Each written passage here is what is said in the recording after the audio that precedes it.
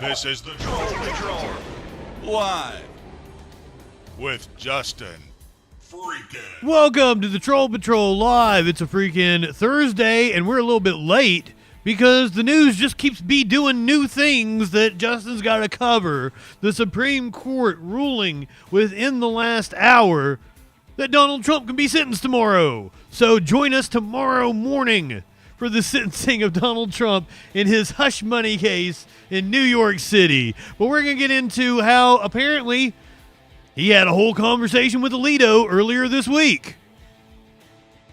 Meat cakes, soup, sappy, good evening, clinically. Welcome in, my friend. What did you tell me?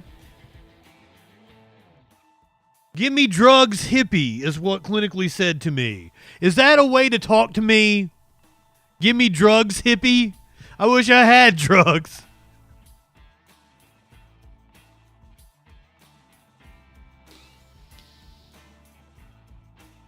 A lot of shit to talk about. The fires in LA have kind of taken up a lot of time. I kept pushing back, talking about Israel and all the stupid shit it's doing. We're going to talk about Israel tonight. We're going to update you on the LA fires, which, by the way, another fire has broke out. Yay. I think there's 5 now. Spreading rapidly. Meanwhile, the South bracing for a historic snowstorm, which includes Dallas fucking Texas, where a power substation already exploded.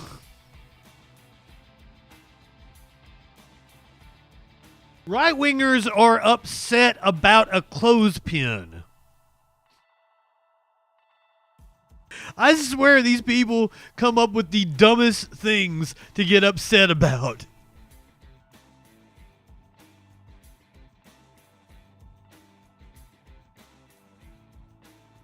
The Venezuelan opposition leader returned to the country, was arrested, and then released.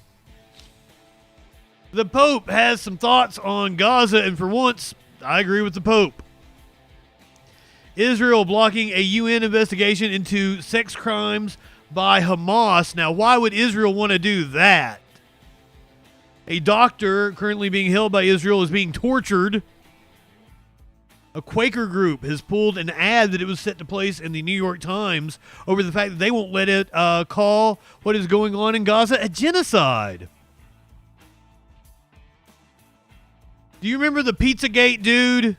The guy that went into Comet Pizza in, was it 2017?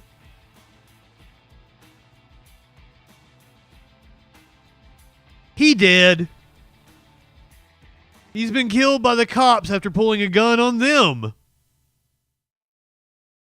I got an update on the story from, it was 2017, 2018-ish. Quesadilla, good evening. I told you about a story where they had to shut down the NICU in Virginia. A nurse has been arrested. This was following several infants with unexplained injuries.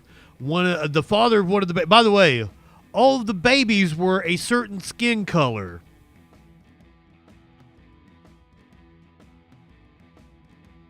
Really makes you think.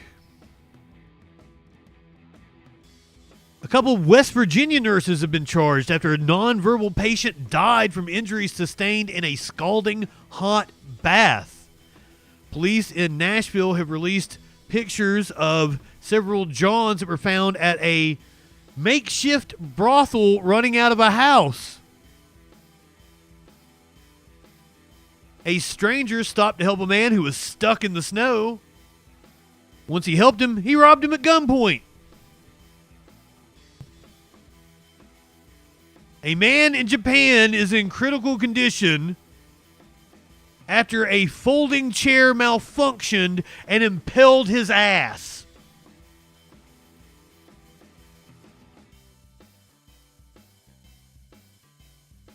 Anita Bryant, who I didn't even know until chat educated me on her the other day, I don't even know if we might have been doing like a music stream or something. Anita Bryant has died. I just found out who she was like a week ago. Didn't figure she was still alive. Apparently she is. So we're going to relive her getting hit in the face by a fruit pie. And I got a video of a monkey in a tutu. That's your animal video today. Oh, and of course,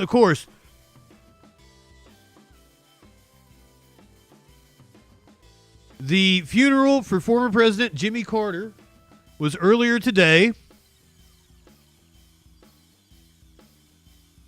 All 5 living and former presidents in attendance. Here's your meme of the day that has nothing to do with anything.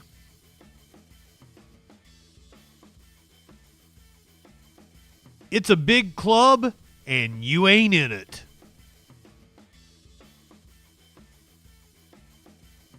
We're going to be asking what exactly Obama said to Donald Trump. Were they smoking a joint together at the funeral? I left my beverage in the kitchen. I'm sorry. I gotta run and get it. I got cotton mouth.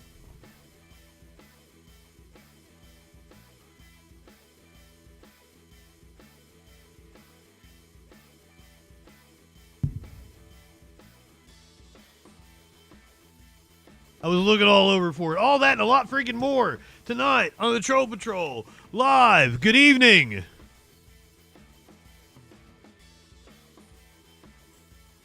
Welcome. We got a lot to get to tonight.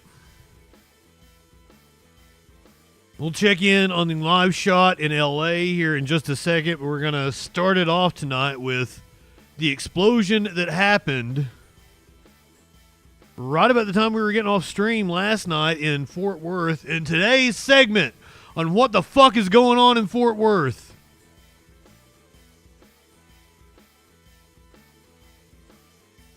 Libertad, good evening. North Fort Worth. We've got our JD Miles live on the scene. JD, I know you literally just wrapped up speaking to fire officials. What'd they tell you about this? Well, Nicole, this fire has been burning, as you know, for more than 2 hours now here in far north Fort Worth. Fort Worth Fire just gave us a briefing about it. They say it's this is from last night. Power station, and that there's no real threat to the public, and also that there's really no real threat to homeowners losing their electrical power, at least for now. Maybe a few have so far. We have some video we want to show you from earlier about this scene. We have a witness who took this video shortly after the fire started. You can see the intense flames and explosions that led to a tall plume of smoke that has continued to rise to the night sky in this industrial area about 3 miles from Alliance Airport. Police and fire have limited traffic in the area. There is a Facebook data center next to the fire. An employee there tells us that the power station mostly serves a number of data centers there, including theirs. 20 nearby homes were alerted to the fire, and residents were given the opportunity to evacuate if they wanted to, but not forced to. We had a briefing just a minute ago from Fort Worth Fire, which says they are still trying to decide whether to use fire suppression efforts or just let this fire burn itself out. We spoke to a nearby resident who was out here, and they gave us their take on what they saw. Yeah, I know there's like the Facebook data centers right nearby, ton of homes, the highways. I don't know, that's cold storm's coming, so we'll see how things shake out. I wonder if it's gonna, we got prepped with a generator and gas and we're ready to go.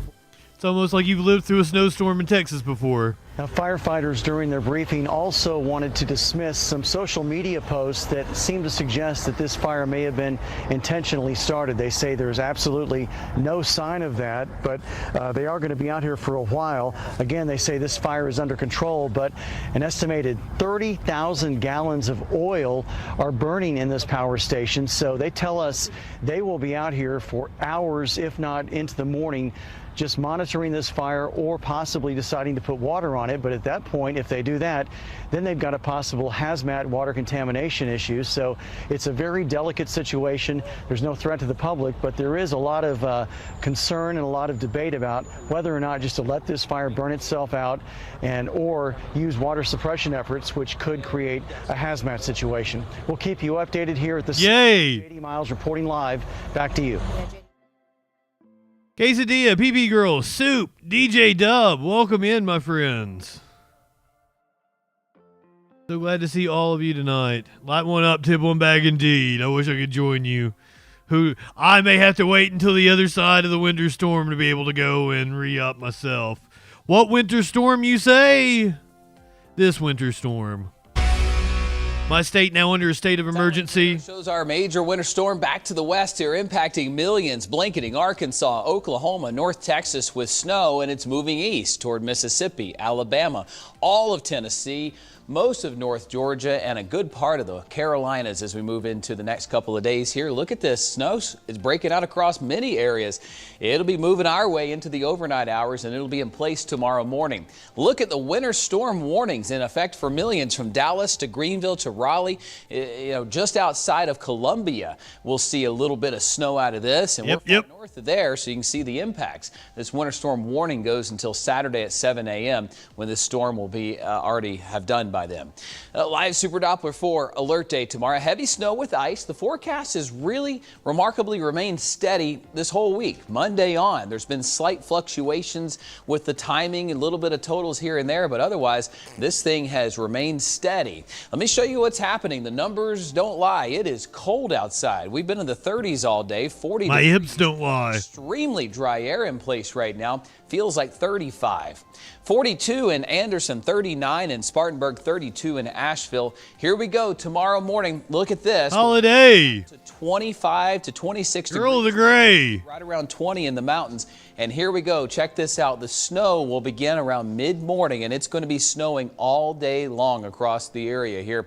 Some of that snow will mix with ice at times, but that snow is going to be heavy. And look at the temperatures in Greenville. We don't get above freezing right there in downtown, or much above it in the areas south of there. Now, as we look at western North Carolina, snow will break out mid-morning and continue heavy at times through the afternoon and the evening hours. This snow is going to continue to pile up.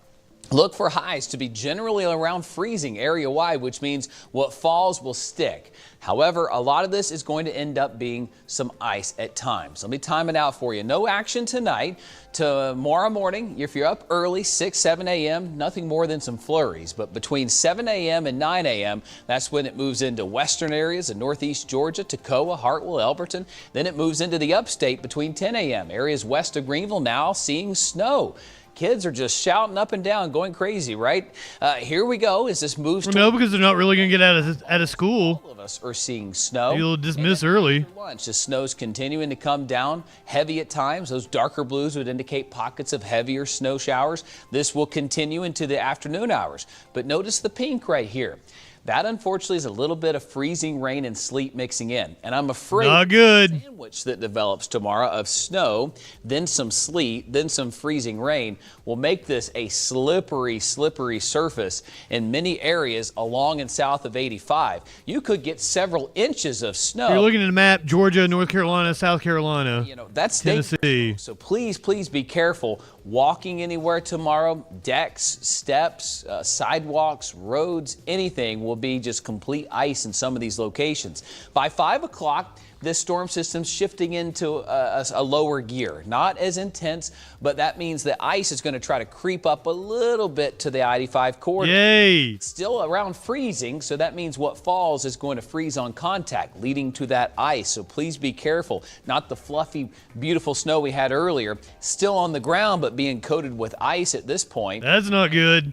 Makes for extremely dangerous conditions. Melting, because you have that thick layer of ice on top of snow. That melting has to kind of get through that ice first before it happens. Of course, it's melting from the bottom up too, but you get the picture.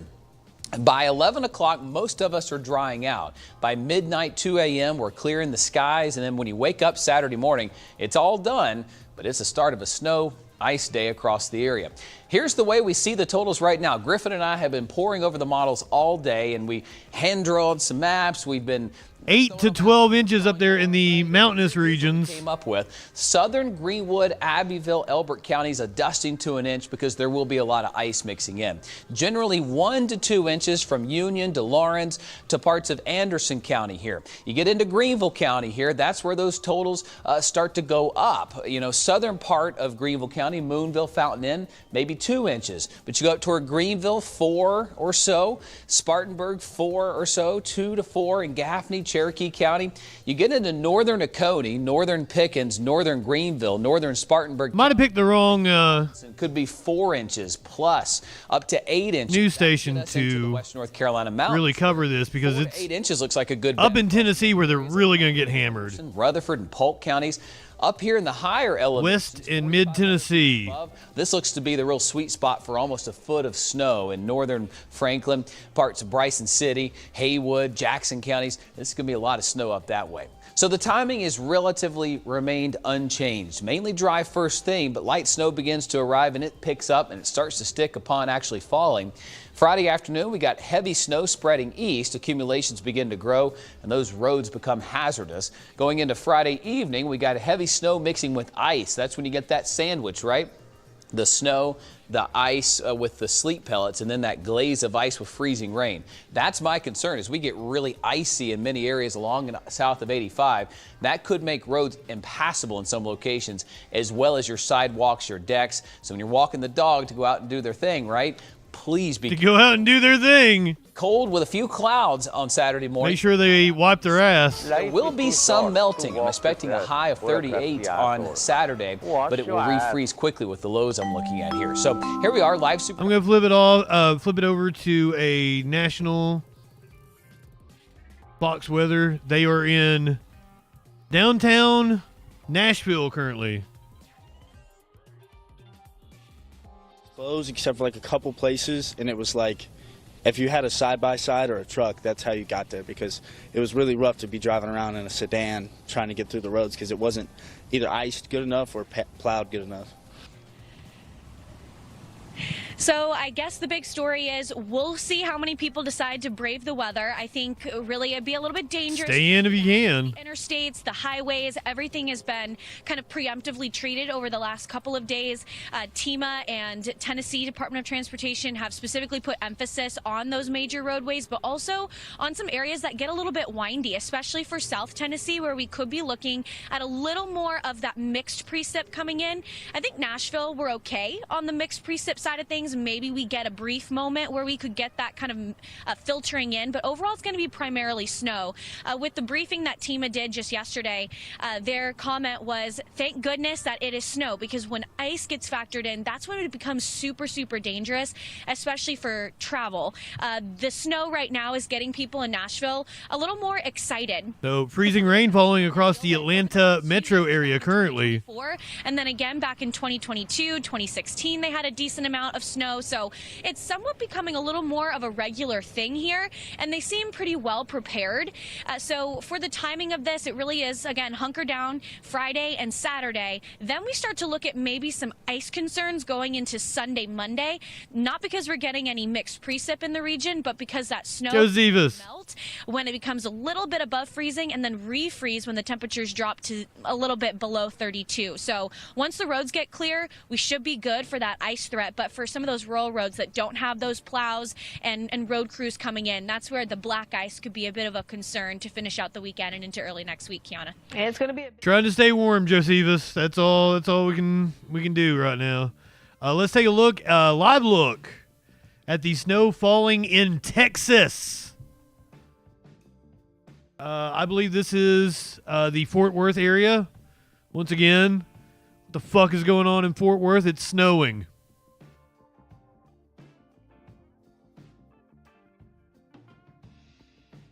Not that much, though. Just a dusting.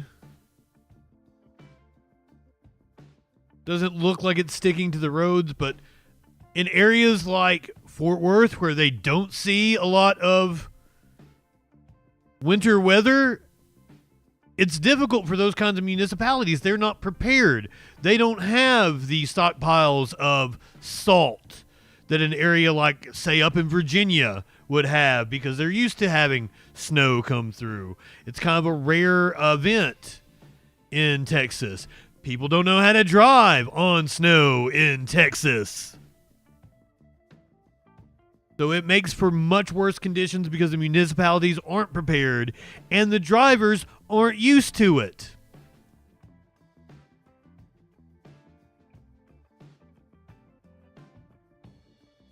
A song of fire and ice here in the United States.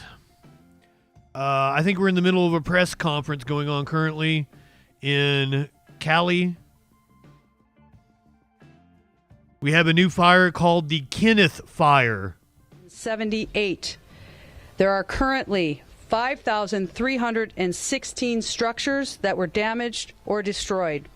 And unfortunately, our thoughts and prayers go out to the families. We do have a confirmed 2 fatalities that are now due to this incident. In closing, I want to make sure that we thank the residents of Los Angeles for remaining vigilant, and this new fire shows that we are absolutely not. This is Kristen Crowley, weather event. The LA City Fire Chief. I personally want to take and show, I should say, my thanks and gratitude to all of our firefighters, our first responders, and for their families for all the sacrifices, their relentless efforts in battling this historic fire. And I should make that plural, historic fire. Fires. Next up, we're going to bring back. We're up to 5 now. Mayor? The Kenneth Fire just igniting in the last couple of hours. Currently at about 1,000 acres burnt, or just under 1,000 acres. We'll have critical updates on the state of this emergency broadly, including resources for Angelenos who have been impacted. Again, the priority of all Angelenos remains to stay safe and to follow directions from public safety officials. I was at the command post for the Palisades fire with Governor Newsom and other federal partners earlier. For new scum, talked about as Trump has been calling him. Relief. First, I just got off the phone with President Biden, and right before this press conference, I also spoke to Vice President Harris earlier today. Earlier today, the president announced the federal government would pay for 100% of disaster response costs from the wildfires in this area. This is unprecedented because usually it's not 100%. Yeah. As the FEMA administrator, Chris Wall, will discuss, new resources are also available for impacted Angelenos to recover from this emergency. So thank you, FEMA administrator, for being here today and for your continued partnership on behalf of the White House. Second, as you heard from the update from the county, at the Eaton Fire Post, in coordination with the County of LA, we have requested the National Guard, along with the sheriff, and the county has implemented a curfew in all burn areas. And actually, let me correct that and say that the county is looking at a curfew, but has not implemented it yet. In Los Angeles, we have had evacuation. I mean, I don't know what good that does. Palisades and in Sylmar, those evacuation orders have the force of a curfew, meaning you must leave and you cannot come back into the area. I guess they're wanting to keep the roads clear. 24 hours a day. We have to protect the area, especially from those properties that remain. I've joined the sheriff in inviting the National Guard to take on non-emergency roles and provide us with resources to keep the burn area secure so that our frontline firefighters and police officers... So once again, this is live. We'll cut away from this. We'll come back. We'll get the rundown from the news station here in just a second. Let me give you a few stories to catch you up on what has been going on today. Thousands of structures burned to the ground. Just devastating pictures here. It's shocking video showing the absolute devastation in the Pacific Palisades. The footage reveals mile after mile of scorched earth where beautiful homes once existed. The devastation is complete and just jaw-dropping. Officials now say thousands of structures have burned to the ground. How dare they? Our good friend Chris Christie, they don't properly cite him. Just call him a chopper pilot. Is he piloting the chopper? I always thought that he was, just sitting in there. Is he actually piloting it? Jaw-dropping. Officials now say thousands of structures have burned to the ground. Today, the Pacific Palisades is still on fire. The frustration, of course, is for firefighters. It's like a giant game of whack-a-mole. You never know where the fire is going to hopscotch. Hours ago, this house was fine, but it caught fire this morning. The entire house was decimated by flames. Dramatic footage shows a cliffside home engulfed in towering flames. It's a total loss. But less severe wind conditions did allow firefighters to finally gain the upper hand. Oh, they didn't show it collapsing completely, which you can see on my freaking news about the fire from earlier today. Launching water drops from helicopters to save the heart of Hollywood. Fury is growing today over the lack of water supply that has hindered firefighters as they battle fires around Los Angeles. Our neighbor's house is going up. We're going up. There's no water. This homeowner is irate as he records his house going up in flames while his 84-year-old father and his daughter try to douse the fire with a garden hose. Suddenly, he says, the water stops. There's no water. I can't save my house. He tried his best, but the water literally stopped. Not one fire truck. Today, I found actor Steve Guttenberg with a shovel. I mean, what do you expect? The water stopped? It's almost like there are firefighters fighting fires all over the fucking county.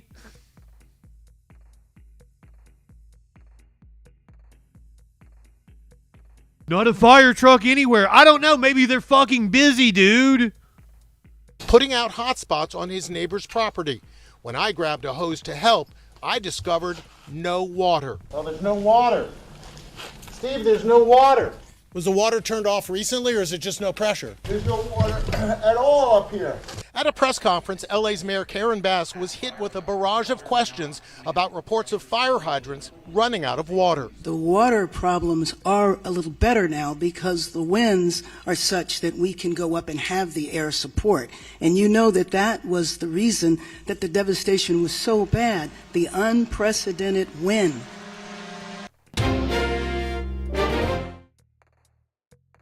That picture, that just like one house. Oh, there's like two. There's two houses there, like one house there. Everything around them is gone. Jesus.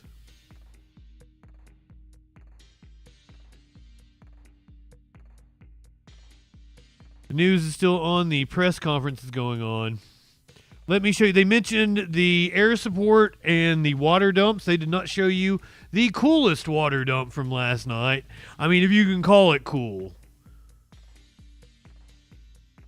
But mad props to the pilots of this helicopter. Check this shit out. She's back in the Palisades, and I understand that you have another structure burning behind you. Boom, direct hit. Okay. In the meantime, that was a nice water drop that we just witnessed. Yeah, I mean, that was badass. In the Palisades, and I understand that you have another structure burning behind you. Do we have Chelsea? Okay. In the meantime, that was a nice water drop that we just witnessed. Yeah, I mean, it's whether that was the National Guard or the fire department there, the Forest Service, whoever did that, awesome job. Do we have Chelsea? Okay. In the meantime, that was a nice water drop that we just witnessed. Yeah, I mean, it's just fucking wow. So props to them. Let's look at before and after images. Apparently some satellite imagery as well.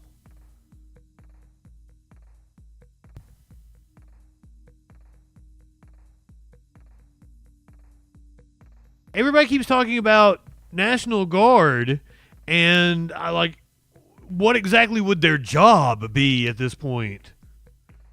The Defense Secretary tonight has troops on standby despite little requests from California officials. Historic fires continue to grow with little containment. Thousands of structures have burned, with another 60,000 in danger. The Public Works Director for Los Angeles County says sewer, water, and power infrastructure is significantly damaged.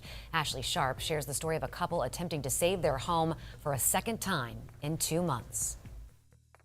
Wow. As the eye can see, nearly every home is destroyed in Pacific Palisades, where a wildfire still rages with zero containment. It was like a vortex of embers.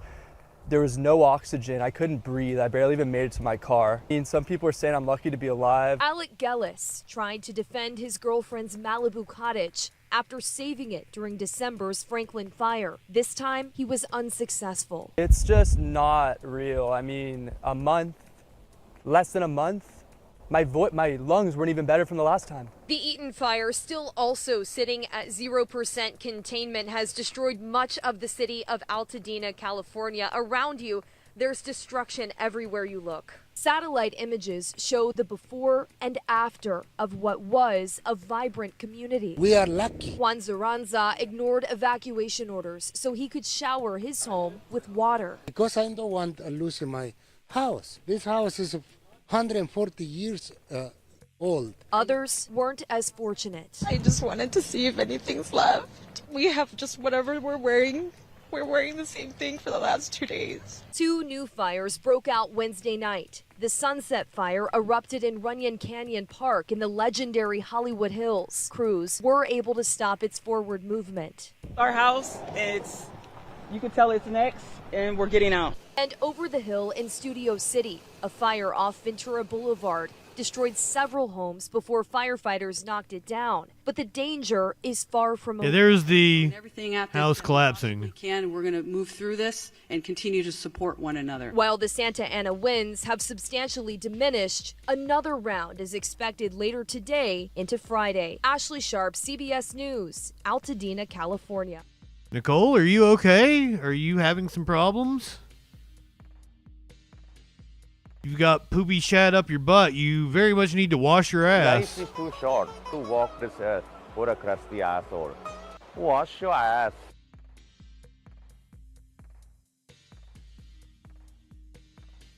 You may be asking yourself, how hot were those flames? Let me show you how hot they were. This was a report on the scene of the Eaton fire. As you can see, it's a vehicle. We understand that. This is the part that you can't see, or you can see. This right here, this molten, it looks like, maybe molten plastic, something. It's not. It is metal. Listen to that. It is metal. We can pick that up. It's just, it's so heavy, but that is metal. It melted off of this vehicle. The heat was so hot, so strong, that it turned metal into liquid. And that is why... Aluminum is a metal, though, isn't it? In this fire that raged... So she's technically not wrong. Talking about. As you can see, it's a vehicle. We understand that. This is the part that you can't see, or you can see. This right here, this molten, it looks like, maybe molten plastic, something. It's not. It is metal. Listen to that. It is metal. We can pick that up. It's just, it's so heavy, but that is metal. It melted off of this vehicle. The heat was so hot, so strong, that it turned metal into liquid. And that is why nothing could survive. Yeah, she probably should have been touching it. This is not. Dougie, good evening.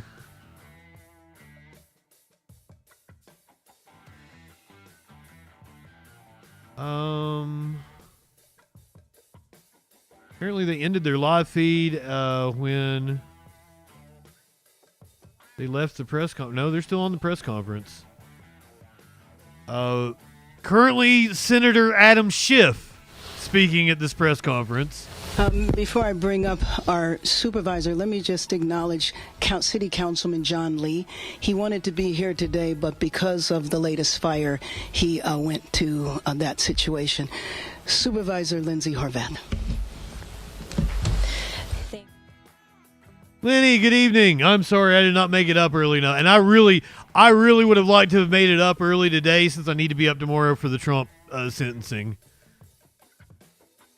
Try to get my I didn't go to bed until 5 o'clock last night. Damn it. Speaking of cars and intense heat, here's Anderson Cooper with a car exploding behind him. There's a lot of trees on this block. There's a lot of bushes. There's a lot of bombs. Whoa. Okay. So there's a lot of explosions also, obviously. A burning car explosion caught on live TV just behind CNN's Anderson Cooper. That car, I believe that's the explosion we heard as vehicles ignite, gas tanks explode. 48 hours of sheer madness. And it's not over. Heartache. The death toll is rising. 5 people now have died. I think we're up to 7. Unbelievable jaw-dropping that we know of. As reporters from around the world, We've been driving along the Pacific Coast Highway towards Malibu. It's like a ghost town. Continued to risk it all to report from inside the inferno that turned Los Angeles into hell on earth. You're speaking about it in past tense. Home ash in a big hole. Hundreds of these in this neighborhood alone. ABC News chief meteorologist and chief climate correspondent Ginger Z is in Altadena where 5 people have died. It's just that tangential heartbreak that you feel. I've got a lot of friends around here, and we have a lot of coworkers, and that part is extra heavy. I do disaster all the time, but to see it to this scale in such a densely populated area, that's heavy. Large portions of this small community just outside of LA are now nothing but ash. Nearly 1,000 firefighters were assigned to this devastated area alone. These winds were no joke. 80 to 100 mile per hour gusts was exactly the forecast, and unfortunately, that verified. Ginger is in awe of her colleagues telling dangerous but important stories. It just looks like some sort of apocalypse. The biggest thing for us, at least at this moment, is air quality. This is not healthy. I only wear this when I'm talking to you. I have a full-on respirator that I go around here with. Tomorrow morning, Ginger will have the latest from Los Angeles on Good Morning America. She worries the Anderson Cooper out here raw dogging the air. Residents. It is going to get worse than it is now tonight through tomorrow morning. So by Friday morning, we're going to be dealing with gusts upwards of 40 to 60 miles per hour. Oh, no. 6 fires burning, and you've got all of your resources stretched. I think that's what's the concern. The National Weather Service forecasted wind gusts of 60 to 70 miles per hour overnight. It is hard to stand here. Again, winds, it just stings because of all this debris flying around. I feel like I didn't get any solid sleep last night. Just, it's hard to wind down after a night like that. Fox 11 LA's Matthew Seedorf went viral for this moment, grabbing a hose and helping where he could. He grabbed a garden hose he saw and then was putting out these flames. He has been reporting for 2 days on the historic blaze. We're going to turn this way with all these embers flying. That will forever change the landscape of Los Angeles. And the adrenaline is going too, naturally. Oh, no. You can't say that it will change California forever. No, apparently that's fear-mongering and over-exaggerating. Even though you are very much in harm's way. Yeah, the adrenaline's going. You always have an exit plan. You're trying to stay safe, but you're thinking about everyone that's impacted and, trying to get them the most newsworthy information. Princess Kimberly, good evening. Are there any images that really have stuck with you?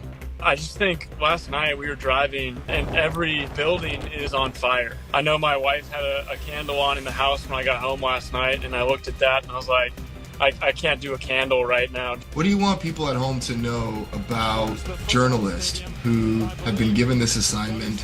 They're out there to bring people information. That's a good question. I think it's something that we feel obligated to do. It's important. So horrible. 1, 2, 3, 6, 7 homes just on this street. It's pretty intense. This was just jumping home to home to home and just going down the line. And honestly, Los Angeles has a lot more homeless people now. Would have kept going.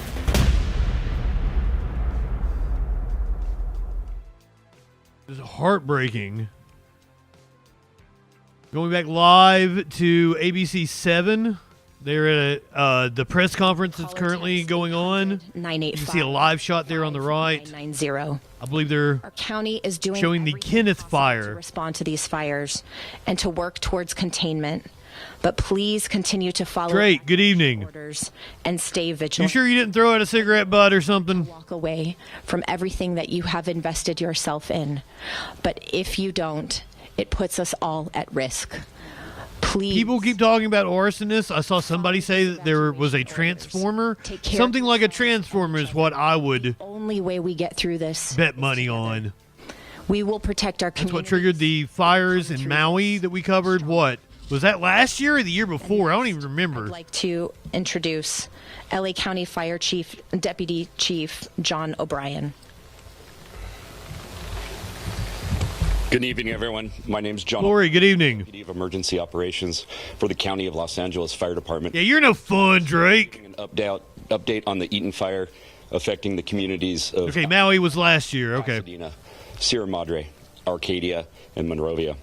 You've been doing this show for 5 years. Things start to run together on you. Pasadena fire, Sierra Madre fire, Arcadia fire, the United States Forest Service, and CAL FIRE, as well as the Sheriff's Department and our local law enforcement agencies.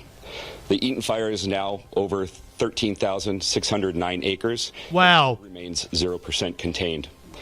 We have 1,000. So they're saying 13,000 acres. Oh, no, that was the Kenneth fire. I'm sorry. I was getting ready to say it doubled in size in the last hour, but that was the Kenneth fire. Hard to keep all of these fires straight right now. Which Matlock? The old school Matlock, or are you talking about like the new Kathy Bates one, which I still haven't checked out, and I bet is really good because I love Kathy Bates.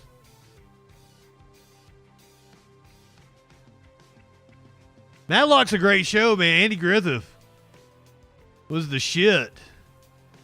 But dun dun dun dun dun dun dun dun dun dun. Had a cool little thing. Yeah, Kathy Bates plays Matlock now.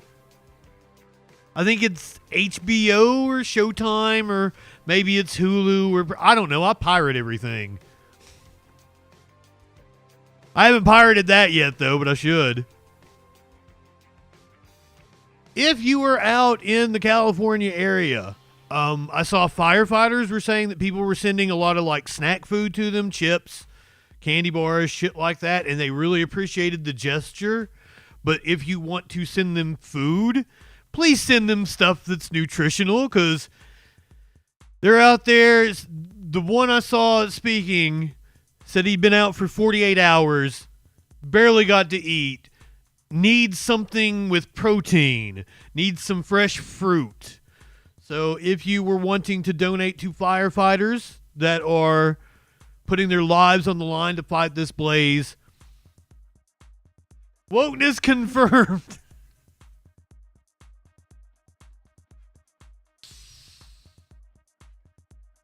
Up yours, woke moralists. We'll see who cancels who. Black Girl Cartman. Oh, I'm sure it burns a lot of fucking calories. So that is what the fire departments are requesting.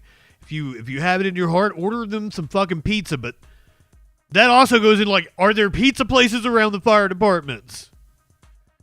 Stupid ass Elon Musk pulling another publicity stunt. He did the same thing with Helene and Milton, offering free month of Starlink to people affected.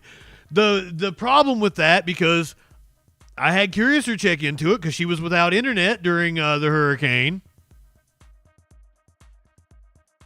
You have to pay for the equipment, which is over $300, and it doesn't come to you for like 2 weeks.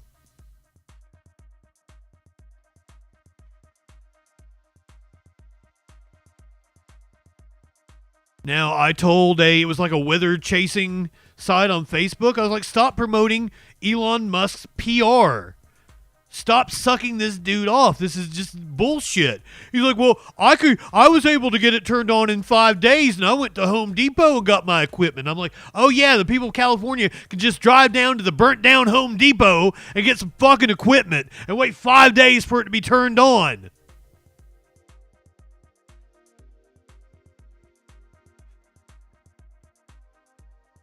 Yeah, you also have to have an address to send the stuff to. It is nothing but a publicity stunt from that absolute fucking idiot and grifter Elon Musk. Fuck him. Complete fucking morons. Sorry. I'll get off my soapbox.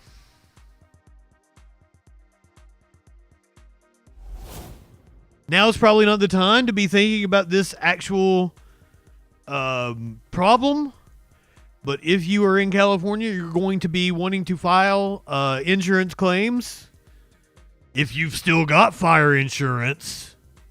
Skyfox looking at just the utter destruction from these wildfires here in Southern California. So many of you out there have so many questions about insurance, and once the smoke clears, this is going to be what's on top of mind for so many victims of these wildfires. Insurance issues related to the LA fires might be top of mind for victims. So let's bring in insurance expert and host of Insurance Hour, Carl Sussman. Carl, Insurance Hour, you are the insurance man of the foreseeable future. There are so many people who are interested in issues like this. Welcome to the program. Thanks so much for joining us. Thank you so much. I appreciate being here. The first question I have for you is if somebody does lose their home or their business, and so many of the people out there who are watching have done this, what's the very first step that they can take, because it can get so overwhelming? Well, the first thing to do, and I tell everybody this, is stop and take a deep breath and exhale, because as horrible as this is, and this is horrible, I'm personally evacuated from my home as we speak. What's most important is our loved ones and our bodies and ourselves. And so be happy that you are safe. Be sure you are somewhere safe. The stuff that we left behind, and if the worst has happened and you've lost it, this is what insurance is for. This is why you purchase it. If you have it. Paying for it. And now it's time for the carriers to step up and do what they need to do. The first thing you want to do is take a deep breath. After that, get ready to file your claim. We're telling everyone that you really want to get the claim filed sooner than later, even if you don't have 100% confirmation of what it is that's happened. Maybe you've been evacuated, you're not 100% sure. Is your home there? Is it not there? Which is just the worst feeling. But start the process now. It's sort of like going to the bakery and you take the number. You want to get in line. You want to get your claim. Oh, that is a good point. I'm sorry to downplay this then. Begin. You'll be able to already be in line, and you'll already be in a position where you can be assigned a claims adjuster, and you can start things moving forward from there. And how much, can people reasonably expect to get from their insurance company after they do file a claim? Well, depending on the policy they have, some companies work in one way where they're going to ask for a lot of information. They're going to ask you to make lists of things that were damaged, lost. What did you have? Other carriers, it might be as simple as you're going to ask for policy limits because the house is gone. You don't have to go through line by line and do that. One thing to be aware of is a lot of these losses will be with the California Fair Plan Association, and they have a very specific script that they have to go through. And I know it can be frustrating. I've been on probably 30 or 40 calls with clients this week, and they'll ask you, was any personal property damaged? And of course you want to scream because you just told them the house is gone, but they have to ask, and they're going to ask you, do you know the cause of the fire? And you want to pull out the rest of your hair. Just, again, a little bit of grace, a little bit of patience, because they're going to be going through this with literally hundreds of people. So just be prepared. Hundreds. To ask the same types of questions over and over again. And again, if you have a total loss, then you should be anticipating being able to get the limits that are within your policy. I mean, you talked about grace just a moment ago, and some people are saying this could be the final straw in fire insurance coverage in Southern California.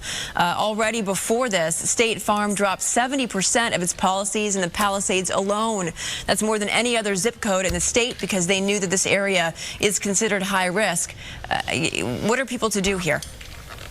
Well, I think that was actually a bit of luck for consumers, as it turns out, because as we know, State Farm is having some serious financial problems. They've actually filed with the Department of Insurance for emergency rate increases because they are claiming they don't have enough money right now to pay their claims. So if they were on the hook for all of those clients in the Palisades, the likelihood of them being able to pay those claims are pretty low. So those people, as frustrated as they were, they are with other insurance companies, and they're in a position where they can likely get those claims handled and get them paid. If they were able to get insurance.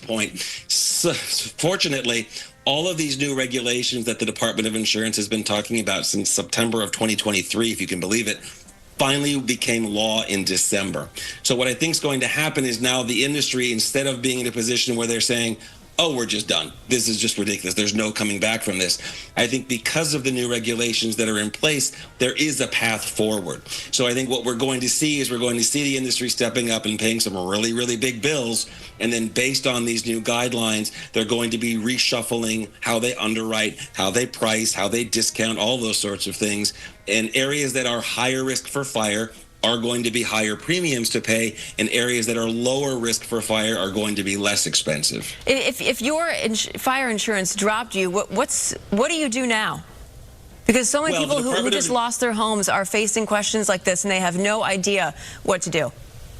Well, what happens is if your home is gone and you need to rebuild, you need to get a special type of policy. They're called course of construction policies. And there will be companies running around to write those policies, right? They're going to smell the blood in the water and they're going to say, oh, we can write all this business, right, for course of construction insurance. Now, the Department of Insurance is extremely consumer friendly, very pro-consumer. They've already issued... you refer to Luigi. He'll take care of it. In any of the wildfire affected areas or even the surrounding areas, then the insurance carrier that you had before the fire cannot non-renew you or cancel the policy. Does anyone know the name of the State Farm CEO? Just throwing it out there.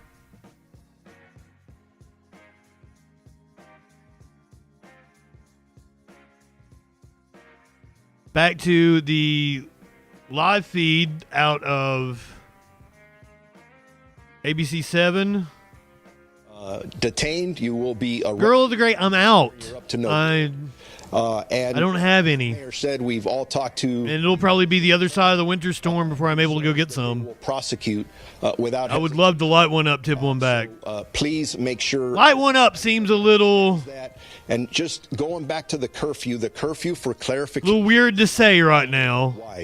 The curfew will only take place in the impacted areas, specifically those areas that have had mandated evacuations. So, for example, in the city of Los Angeles, as they're requesting those National Guard. John Forney, the president and chief executive officer of State Farm Insurance. In Los Angeles. Thank you, BB girl. It is also that Palisades, Malibu, Lost Hills area, and then the Altadena area. You can see the Kenneth fire that has just started in the last couple of hours. Self-explanatory, and the other cities that are requesting the assistance. As you see, with all of our partners, from a mutual aid perspective, we are second to none anywhere in this country. Whether it is fire resources or it is law enforcement resources, we are able to depend on each other to make sure that... We just did weather at the beginning of the show, Curiouser. They're expecting mid-afternoon is when it's going to start. Questions about whether it's evacuations, mandatory, or warnings, or any traffic closures, go to lacounty.gov/emergency. I can't. I don't have any money. And with that, now I will bring up the superintendent. I'm tapped out at the moment. Thank you very much, Sheriff Luna. Madam Mayor, thank you so much for your leadership. I would like to also thank the city leaders. Battle Opossum got a PS5 and messaged me earlier today. He's like, are you ready to get Mortal Kombat 1? And I'm like, dude, I paid rent 3 times in the last month. No, I am not in a position where, and I didn't have a lot of work over the holidays, so a little tight at the moment. Twitch does need to pay me more, but also I'm not big enough to where I expect anything from Twitch.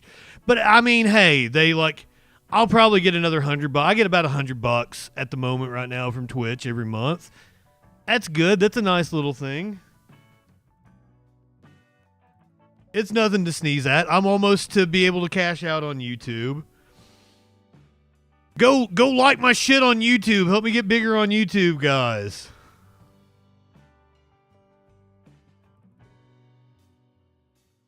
Aw, Flash, thank you for throwing out the gift sub. Also, welcome in, my friend. Hope you are doing all right this evening. Did you get to see the awesome fire drop? Or the cool water dump that we did earlier? Because Flash, you would really appreciate this. I'm bad. I'm bad about sharing my links. I'm bad about promoting myself. I'm sorry. Like, I'm apologizing to you. I'm really bad about promoting myself. But, like, new fire just dropped. This was a water drop from last night. She's back in the Palisades, and I understand that you have... Look how badass this is. Do we have Chelsea? Okay, in the meantime... Flash, do you know, was that the Forestry Service or... She's back in the Palisades, and I understand... Is that the... burning behind you? Is that the fire department? Do we have Chelsea? Curious, or if you want to, we can go to the one I went to the other day. They had a really good price on their bottom shelf. She's back in the Palisades, and I understand... It could have been, yeah, there were Canadian planes. Prometheus. It is so satisfying to watch, isn't it? Do we have Chelsea? Okay, in the meantime... Not exactly sure. I'll check on that one. I'll get up with you. Palisades, and I understand that you have another structure... T-minus, welcome in one more time. This awesome water drop. This was the Hollywood Hills fire. Okay, in the meantime... Which I do believe has now been contained. That one no longer raging. The data going back to the weekend before making a decision. This is a live press conference. We head into Monday. I don't need to say what windy conditions apparently expected to pick up overnight and into tomorrow morning. At no point in the history of our community or perhaps the country have not as windy as it was on Wednesday night. Not one where they experienced winds from 80 to 100 miles per hour. They are expecting 30 to 60 mile per hour winds. Force winds. I come from a place where hurricanes are a constant, but there's no fire associated. So this is a real threat. This is a fire cane. Responders, they are working tirelessly in our community, and we will be bringing information to our community, which can also be accessed on www.lusd.org. Buenas palabras en español. Yeah, red flag warning in effect until 6 p.m. tomorrow evening. Los líderes locales, estatales. Also curious, sir, I'm going to be on stream tomorrow morning. Y apoyando a nuestra comunidad. We're doing the sentencing of Donald J. Trump. Cerrar todos nuestros planteles escolares. I've got it set for 10 o'clock right now. I couldn't find the actual time that it's set to begin. If it's actually at 9 o'clock, I will update the YouTube stream Por esa razón que decidimos cerrar to the correct time. En nuestro condado, en so I will be getting my ass out of bed tomorrow morning. Agradecer a nuestra unfortunately. Porque decidimos abrir 8 centros de distribución de comida gratis para nuestra comunidad. La mayor parte de nuestros niños son pobres. Yay, early morning stream. Desayuno y almuerzo gratis todos los días. I understand, Ducky. Believe me, I am not going to take any offense if you guys have to take news breaks. Vamos a continuar el proceso de educación de una forma virtual. That was one of the reasons why I took a break over Christmas. It's a lot. It's a lot for me to have to deal with. En nuestras regiones, and I've done news since I was 19. Pueden obtener paquetes de instrucción para los niños. También estaremos ofreciendo He's being sentenced in the hush money case, nuestros estudiantes, where he lied about the payments to Michael Cohen paid out of the campaign. We have activated our foundation to receive resources. By the time you get to Phoenix, T-minus. Workforce, who, like many in our community, have lost their homes. I want to thank once again the efforts of our mayor and our leadership. I want to thank federal... You say 4 years, but I mean, what happens when we get to 2028? Special responsibility to bring... The man's not going to leave office willingly if he's still alive. Investment in the infrastructure that has been compromised. Thank you very much. I think the best we can hope for is they try to oust him. Good question, really quickly. And we get a war of MAGA against the globalists. For burning the Palisades, zero containment, 5,000 structures destroyed. He's not going to get jail time. The judge is not giving him anything. There's not going to be a fine or anything, just the sentencing because he wants the jury's verdict to mean something. And the Supreme Court handing down a ruling in the last hour, with support coming hour and a half, basically all over the country. And in fact, I was with that they are not going to block his sentencing. Canada is sending support. And I think that we Torchy, good evening. Certainly seen Los Angeles City and... I mean, I'm trying to look at it on the bright side. A lot of people in the pundit space made a name for themselves during the first Trump administration. I wasn't quite doing the troll patrol just yet. Man, I wish I'd started it in 2016. Instead of 2018 is when I actually started doing it, doing dry runs for it. 2020 is when it became a nightly show. So we're going to be celebrating the 5-year anniversary of the Troll Patrol coming up this April the 20th. We'll check back in with ABC 7 out of LA here in a little bit. Let's get some right-wing fuckery going on here. Adam Carolla, whose house apparently was burnt down in the fires, had some strong words for Democrats because it's Democrats' fault. Everything is Democrats' fault. How much ineptness we're witnessing and how lack of preparation is making everything so much worse. I don't have to explain it to Adam Carolla. He is living it. He chose to live out there, born out there, and we're a successful podcast, the Adam Carolla Radio. From The Man Show, yep. He's a comedian who's got a great special out, but we'll talk about that in a moment. First off, Adam, do you still have a house? I'm not sure. I was evacuated from Malibu, where I live, on Tuesday night, early evening, about 6 o'clock. There was mandatory evacuation. I took off. Oh, I said Wednesday night. I meant Tuesday night. And which is in another part of town. And it just kept watching the news, kept talking to neighbors. Well, Kilmeade's always had a radio show. Grabs of information. I do know that most of the structures around my condo have burned down, including everything in front of me on PCH all along the water. I mean, we're really talking about houses on the low end that are $12, $14 million, and on the high end, they're $70 million, and they're all gone, all of them. Well, I would assume that Kilmeade, like most hosts, come from radio. Like Sean Hannity had a radio show and then made the move to television. That was what my boss's hope for me was when I was like 19 or 20. He's like, "You're a good-looking guy. You can make it in television." Curious, sir, I don't know if I told you good evening. Byronic, who else snuck in here on me? Flash, my man, Lenny. Ducky, T-minus, PP Girl, Girl of the Gray. I love all of you. So glad to see everybody tonight. We've got a wild show going on. Drake, I don't know if I gave you a formal good evening, my friend. Did anybody shout out Soup? My man crush. All done me. So everything around me is gone, but I have heard that a few structures, including my condo, may still be intact. Miraculously, you can't go there and confirm it because they won't let you in. I mean, it's amazing what's going on, and it's amazing how out of all the things you could think could go wrong, I never thought running out of water was something that was going to happen, but it seems to have happened. Rick Caruso, who was running for mayor, self-made multi-billionaire, I think. Oh, that's exactly what we need. Yes, cut 23.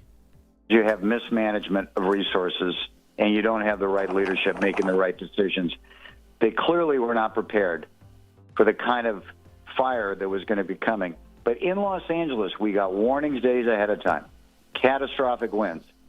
You have the Santa Monica Mountains that have not had any vegetation removed in decades.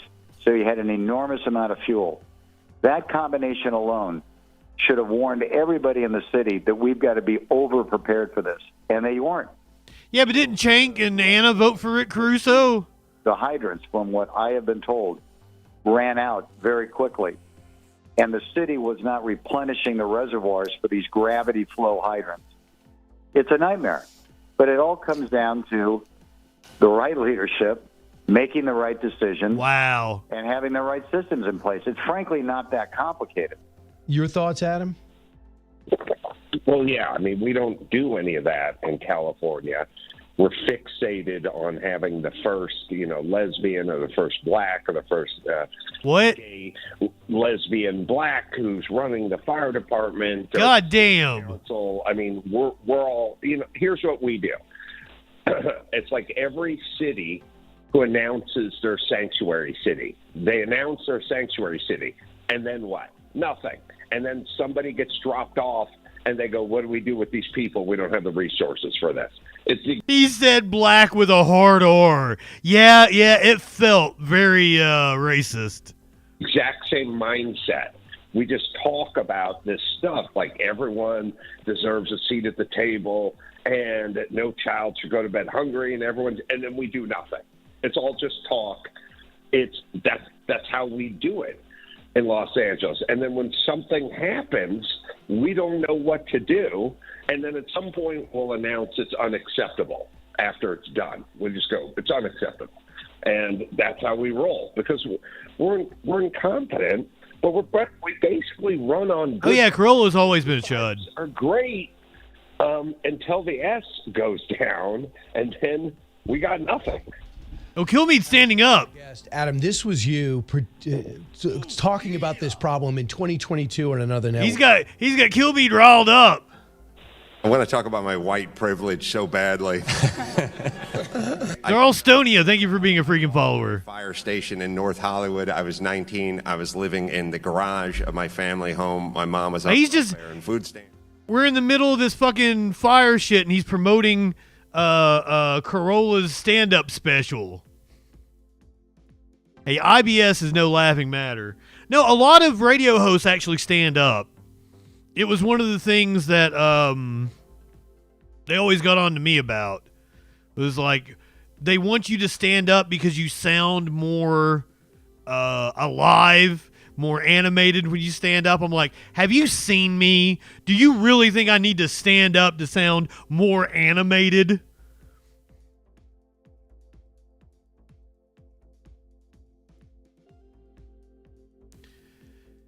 As long as we're talking about right-wing dipshits with radio shows, Megyn Kelly accuses ABC's David Muir of abject vanity during LA fire coverage.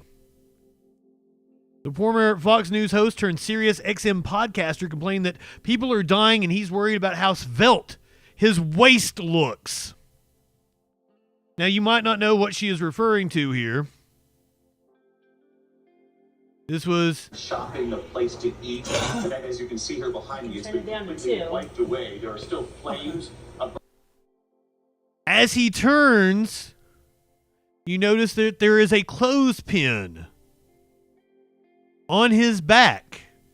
Burning from multiple buildings here and smoke rising from the ash. Again, this is where the community would be at a time of Mr. Spronk. Shopping, a place to eat. Tonight, as you can see here behind me, it's been completely wiped away. There are still flames burning from multiple buildings here and smoke rising from the ash. Again, this is Now, Megyn Kelly, a professional broadcaster who has been on TV for decades, knows exactly why he has that clothespin on there. One, it's taking up the slack on his jacket so it doesn't flap in the wind and make noise into his microphone. Two, it's probably got the cords for his IFB, that's his earpiece, and his microphone. Both of them have cords. They're running down his back, and they're probably inside of the jacket with the clothespin on the back to take up the slack. It has nothing to do with looks. It's a functional thing, and Megyn Kelly knows that.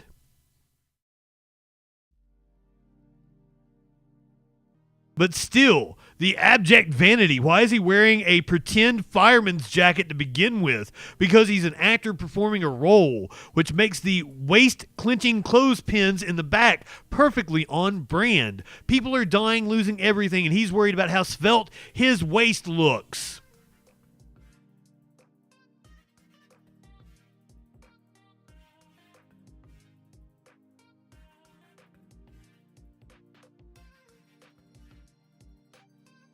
I'm just saying, guys.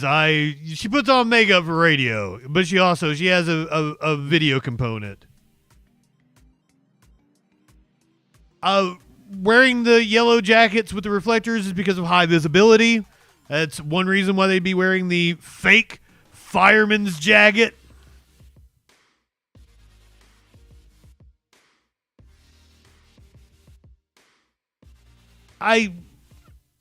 She's talking about people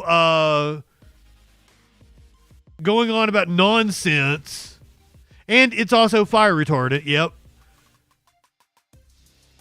The abject vanity that she had to, people are dying, and she had to make this about, attacking another media organization.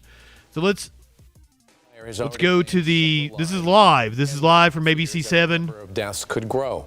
Well, today we spoke with Sherry Shaw, who says that her brother, Victor, perished trying to save the family home in Altadena.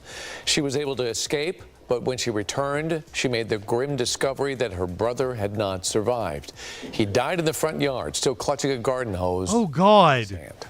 Jesus! Of the Eden fire are beginning to return to their neighborhoods to try to see what's left. And we joined some of them as they got their first look at the devastation. Eyewitness News reporter Kevin Ozepik joins us live from Sierra Madre. And Kevin, what are you seeing there? Well, David and Colleen, I'm right in the heart of downtown Sierra Madre, and hopefully that's heartbreaking. We'll return to normal pretty soon. I'm actually standing inside Zone 17 today, this afternoon. Those evacuation orders for Zone 17. Brother, I don't think things in California can go back to normal. I think it will be an incredible disservice to the people of California to try to go back to normal. The entire state, the country, needs to take a cold, hard look in the mirror and get their shit together.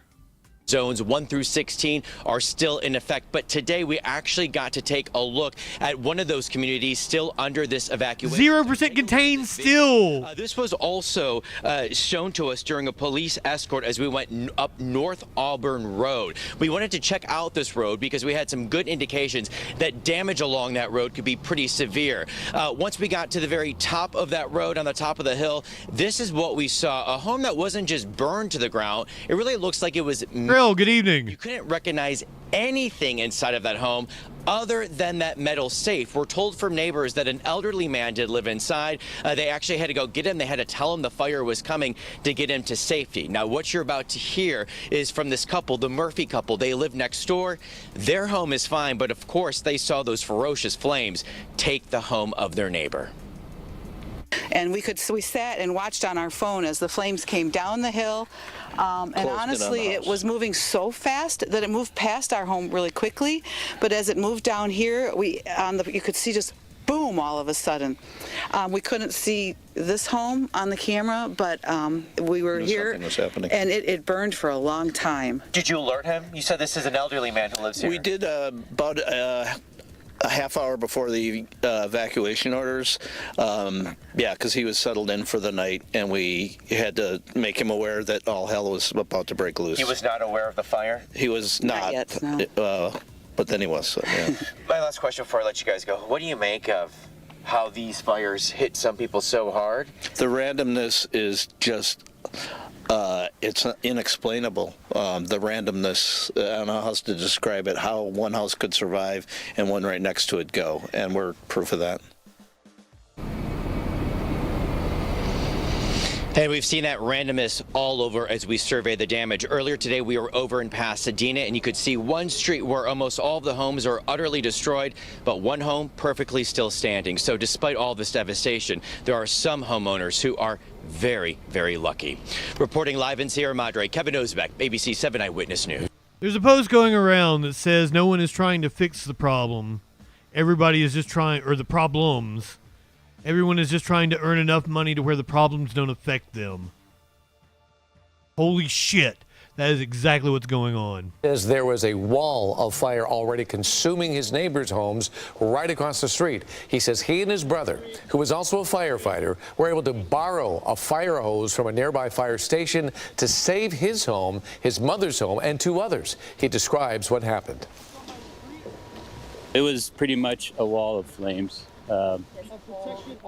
This whole corner, apparently the backside of the street, it blew down, and then the ember cast, the wind shifted. That's another post. That's going around. Corwin, listen up, my friend. Climate change will manifest as a series of disasters viewed through phones with footage that gets closer and closer to where you live until you're the one filming it. Let me give you a good example of that. I live in Appalachia, and we got hit by a fucking hurricane.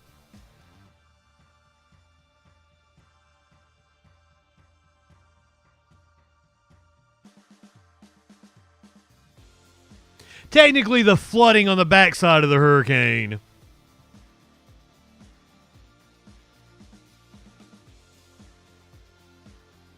So that's kind of insensitive to say. Would you say that to the people of the Nolichucky River that lost their homes?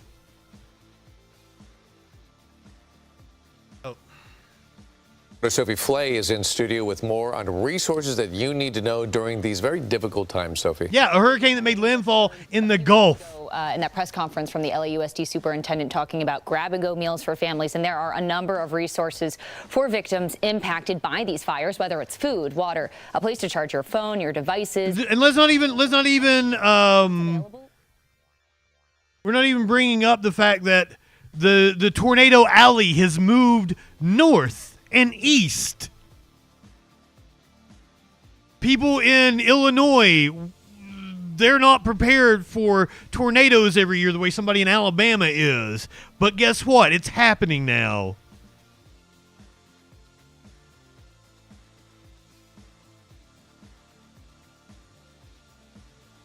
I mean, it's just weird to have such callousness towards something like this. Because it's going to be on your doorstep soon, too.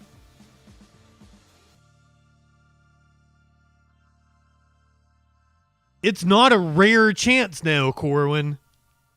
We're having 4 or 5 once-in-a-lifetime weather events every year. It's not a rare occurrence now. We're going to come back to the live feed out of LA here in a little bit. We'll move on, find out what all that other news be doing. Remember, I'm going to be here with you tomorrow morning for the sentencing of Donald J. Trump. The Supreme Court not blocking the sentencing happening tomorrow morning. The decision means a sentencing hearing scheduled for Friday can go ahead as planned. The president-elect had asked the High Court to intervene.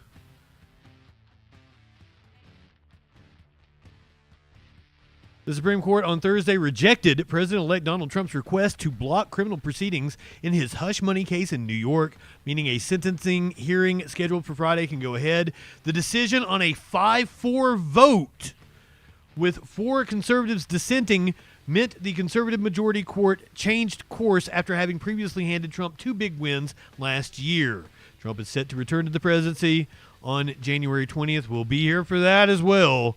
The brief unsigned order said the issues Trump wants to raise can be addressed in the ordinary course on appeal. The burden sentencing imposes on Trump is relatively insubstantial, the court added, because he's not going to receive any prison time. The 3 liberal justices were in the majority, with Chief Justice John Roberts and fellow conservative Amy Coney Barrett joining them.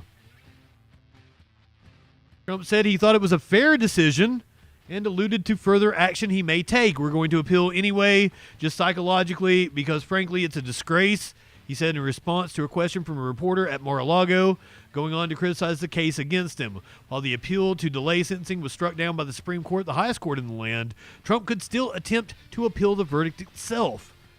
He said that he respected the court's opinion, I'll do my little thing tomorrow. They can have fun with their political opponent. Trump said, trying to paint the judge as overseeing a politically motivated case. When reached for comment, a spokesperson for Trump referred to the president-elect's comments from Mar-a-Lago. For the sake and sanctity of the presidency, I will be appealing the case and am confident that justice will prevail. Sir, I'm not confident that justice will prevail. You're still a free man, and apparently you've got some people in high places in your back pocket. Notice Alito didn't recuse himself. Trump had a conversation with Judge Samuel Alito earlier in the week. About that. Yeah, this is almost unheard of, Wolf, for an incoming president. But what we are learning and what CNN has just confirmed is that President-elect Trump did speak with Supreme Court Justice Samuel Alito in recent days. And we are getting a statement from Justice Alito himself saying that it was at the recommendation of a former law clerk of his who wanted him to call the president-elect on his behalf and recommend him for a job in the Trump administration, in his government.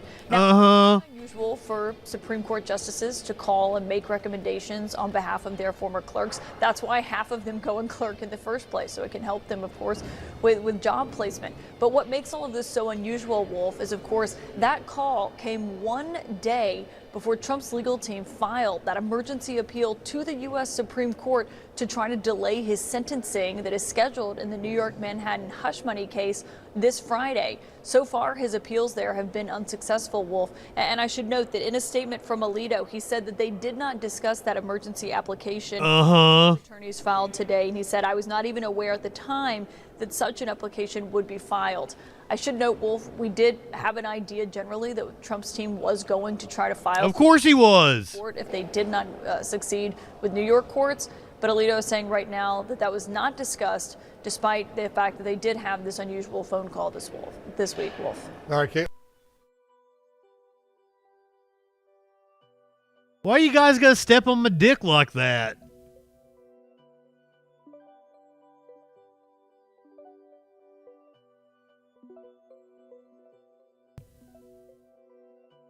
You think we wouldn't be covering the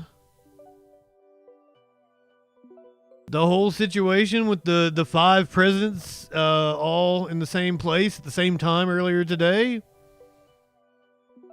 Obama did not look uncomfortable, Lenny. I'll take issue with you saying that.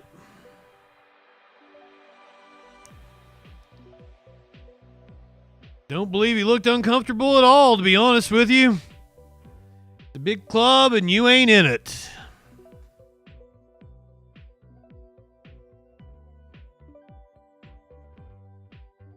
Trump shook Pence's hand. What exactly did they say to each other? The world wants to know what political rivals Donald Trump and Barack Obama were chatting about at Jimmy Carter's funeral. They sure looked friendly. They chuckled like old buddies. Trump even made Obama laugh. So what did they say? We enlisted the services of a court-certified forensic lip reader to find out. Oh, God. To lip reader Jeremy Freeman, Obama says to Trump, I can't talk. We have to find a quiet place. This is a matter of importance, and we need to do this outside so that we can deal with it, certainly today. At one point, Trump says, I've pulled out of that. It's the conditions. Can you imagine that? It's unclear what Trump is referring to. The most awkward moment at the funeral may have come when former VP Mike Pence and Trump came face-to-face for the first time in 4 years. Pence refused to endorse Trump for president following their falling out from the January 6, 2021 riots. Trump and Pence looked civil with each other. Pence says, good to see you, and shakes hands. Then he greets Melania with a good to see you. Good to see you, man who almost got me killed. Interact with the Trumps and stares straight ahead. Just insane. This fucking world we live in. Of course, the meeting of the presidents took place at Jimmy Carter's funeral, which happened earlier today. Here's the casket being carried out as it makes its way back to Georgia, where there will be a private funeral, and he will be buried next to his wife, Rosalind.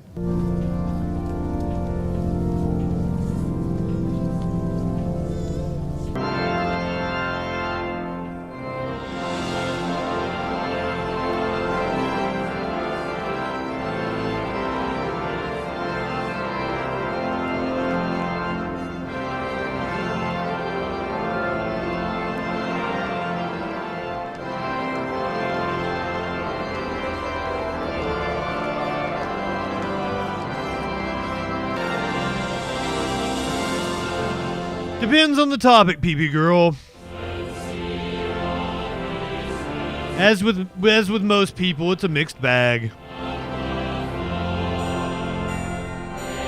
I was to play you his comments on the people of Gaza, you would absolutely think he's based.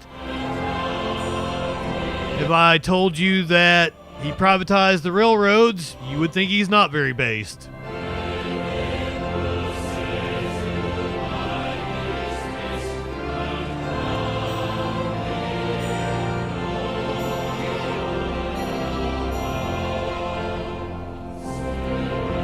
Let me get welcome in, my friend. Thank you for being a freaking follower. Now, there was some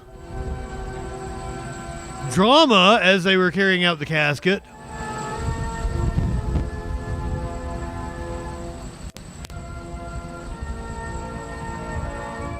There's many things you can look to. Carter said that the United States needed to stop depending on credit. We needed to tighten our belt buckles, get off of foreign oil. He said this in like 79.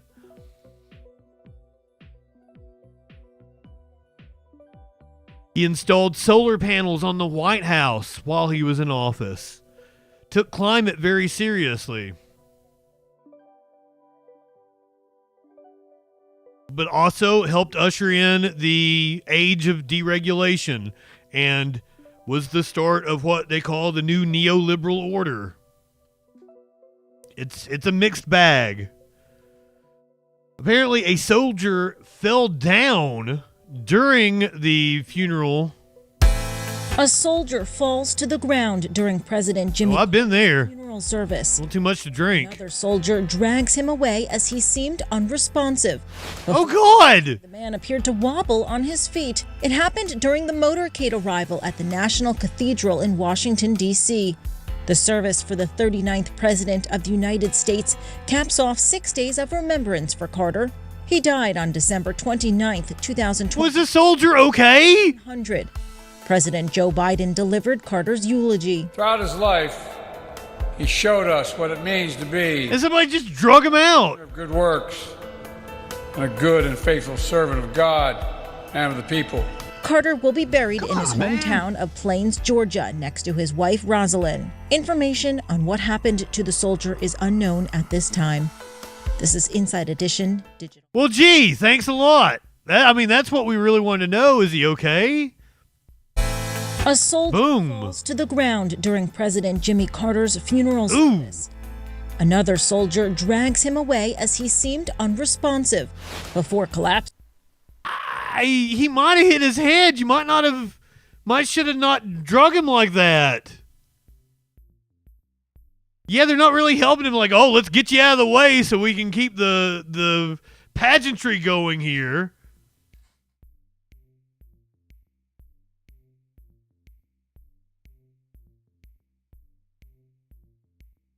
God damn. Let's do a little international news. I haven't got a chance to do any international news for a couple of days because of the fires in California. We've had a lot to cover. The opposition leader in Venezuela came out to a protest against Nicolas Maduro earlier today. Got herself arrested.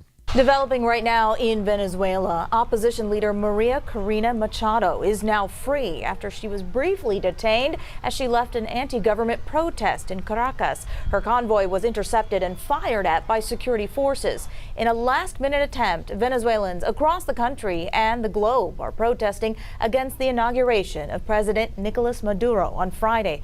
Maduro continues to claim victory from the July presidential election without proof. In the meantime, the U.S. and other countries have recognized Edmundo Gonzalez as the president-elect. Here in Houston, Venezuelans came together to show their support for Gonzalez. We are here because we couldn't vote. There's 7 million of Venezuelans. They did their job, and they chose a different president.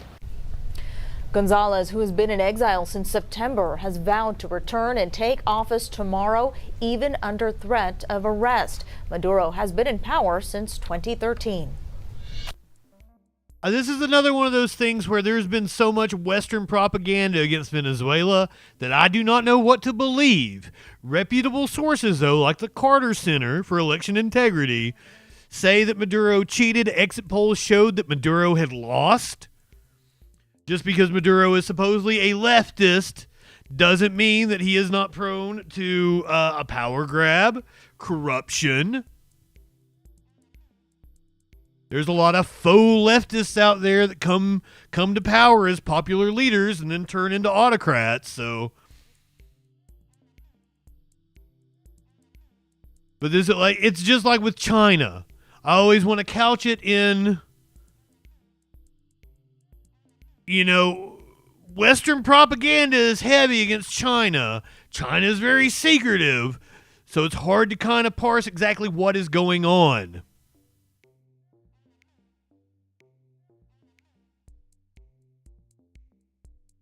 DJ Dub, I don't know.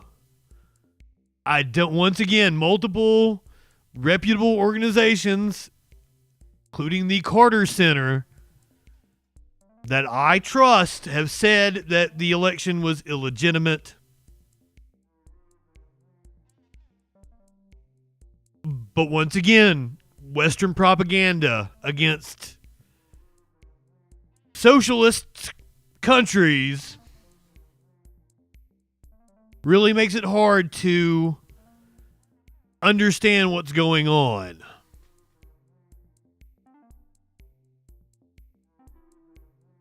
It's going to be interesting that the opposition leader feels that he's going to take control tomorrow.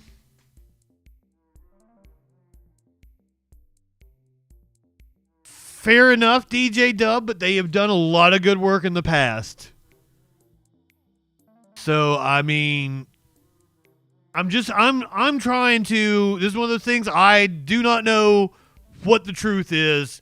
I want to give you the facts. I want to tell you it could be this, it could be that, let you know what the perspective is from all sides. Exit polls showed that Maduro lost. We covered that when the election was going on. What was it, back in the fall? So, don't know. What I do know is Maduro probably needs a good titty slap. A titty slap! Come on now.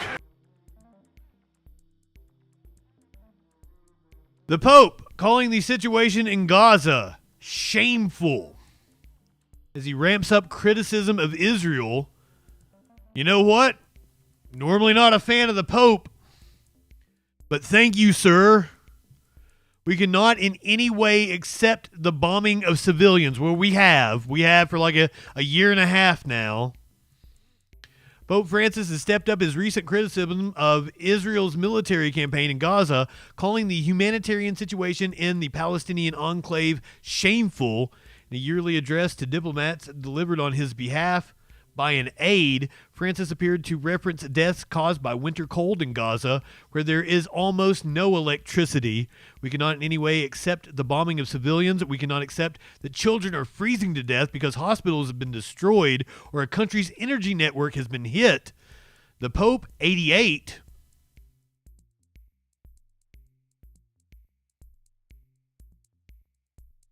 Don't like when I see that number. Was present for the address, but asked an aide to read it for him as he is recovering from a cold. The comments were part of an address to Vatican-accredited envoys from some 184 countries that is sometimes called the Pope's State of the World speech. The Israeli ambassador to the Holy See was among those present for the event. Ooh, that makes it even better. The Israeli ambassador was there. Francis, the leader of the 1.4 billion member Roman Catholic Church, is usually careful about taking sides in conflict, but he recently has been more outspoken about Israel's military campaign against Palestinian militant group Hamas, and has suggested the global community should study whether the offensive constitutes a genocide of the Palestinian people. Spoiler alert, it does.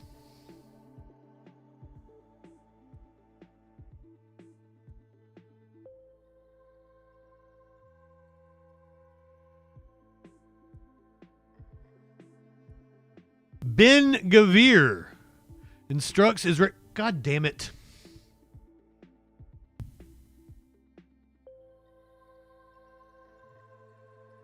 Fucking fuck, it did this to me earlier.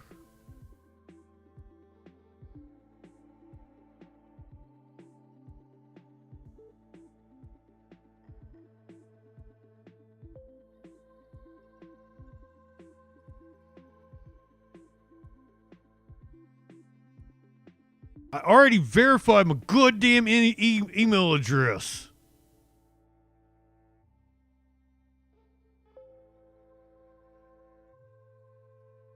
Let me read the goddamn story. Oh my fuck.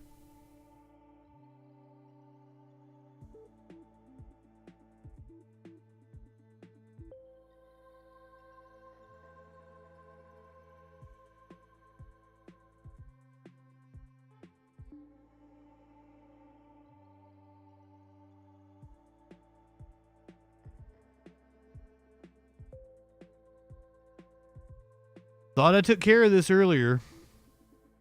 Oh my fucking good, still says I'm not signed in. Jesus.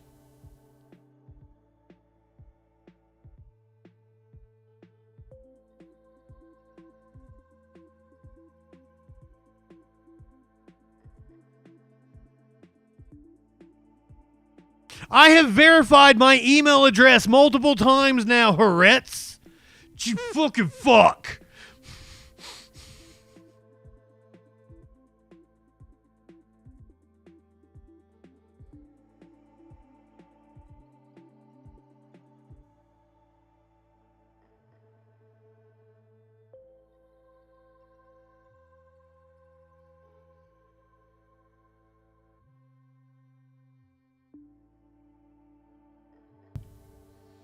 Ben-Gvir instructs Israeli police to demolish illegal family homes in apparent bid to target Arab community.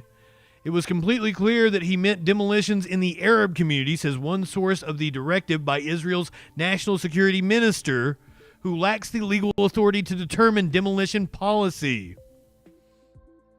I was going off on payroll walls on news sites the other day because people kept looking for evacuation maps for the fire. They kept getting paywalled out. Pisses me off so bad. Ben-Gvir does not have the legal authority to set the police's policy on demolitions, which is led by the Attorney General Gali Baharavi Miara, in coordination with different enforcement agencies. The sources said at several private meetings with representatives of different enforcement agencies that Ben-Gvir ordered commanders in the police's National Enforcement Unit, which is responsible for the actual demolitions, to destroy buildings housing families. According to the sources, Ben-Gvir said the objective of the demolitions was to demonstrate governance and increase deterrence. The best deterrent is evicting a family from its home.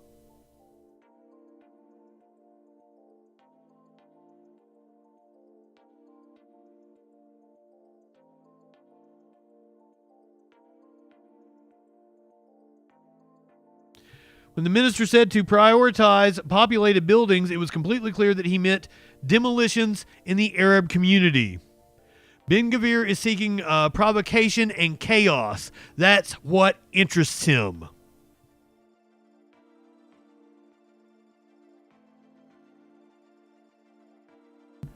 Old Bagheera.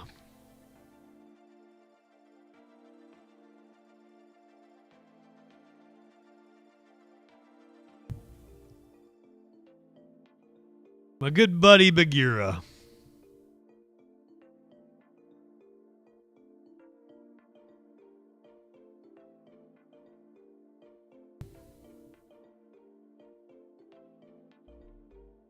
Israel blocks a UN probe into Hamas sexual crimes from October 7th to avoid inquiry into abuse of Palestinians.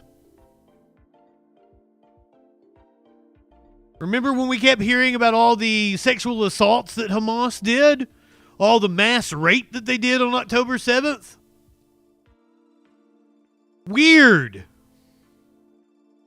The UN Special Representative on Conflict-related sexual violence asked to investigate Hamas's alleged crimes on October 7th and towards the hostages, but Israel has refused her request to access Israeli detention facilities to examine claims of IDF abuse. Israeli women's rights groups warn this could lead to Israel, instead of Hamas, being added to the UN's sexual violence blacklist. A thorough investigation could have led to Hamas being added to the UN's blacklist of entities suspected of sexual violence and conflicts. Pramila Patten, the UN Special Representative of the Secretary General on Sexual Violence and Conflict, has requested permission to investigate Hamas's alleged crimes. However, she stipulated that her team must also be allowed to access Israeli detention facilities to examine claims of sexual violence by Israeli soldiers. Israel refused the request. Patton has urged Israel to sign a framework agreement with her office committing to measures against sexual violence and conflicts under UN guidance. Similar agreements have been signed with Ukraine in 2022, which included commitments to protect prisoners of war from sexual violence. Patton's March report, based on a visit to Israel last year, documented sexual violence during Hamas's attack and alleged continued assaults on hostages held in Gaza. These findings were included in UN Secretary General Antonio Guterres' annual report to the Secretary Council on sexual violence and conflict. However, Guterres did not add Hamas to UN's blacklist of entities likely responsible for sexual crimes, prompting criticism in Israel. Patton's office confirmed it is exploring the possibility of a future mission to the region. The office is exploring a future mission to the region after receiving an invitation from the Palestinian Authority regarding reports of conflict-related sexual violence against Palestinians, as well as outreach by the government of Israel for a follow-up visit on the October 7th attacks and their aftermath. However, Patton's office warned that Israel's resistance to UN investigations into alleged crimes attributed to it could backfire.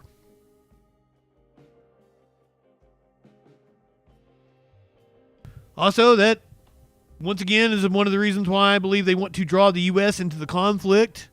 They want to provoke Iran because they want to draw the U.S. into the conflict because they want the U.S. to have their backs at the UN to cover up all the bullshit they've been doing. Speaking of torture of detainees,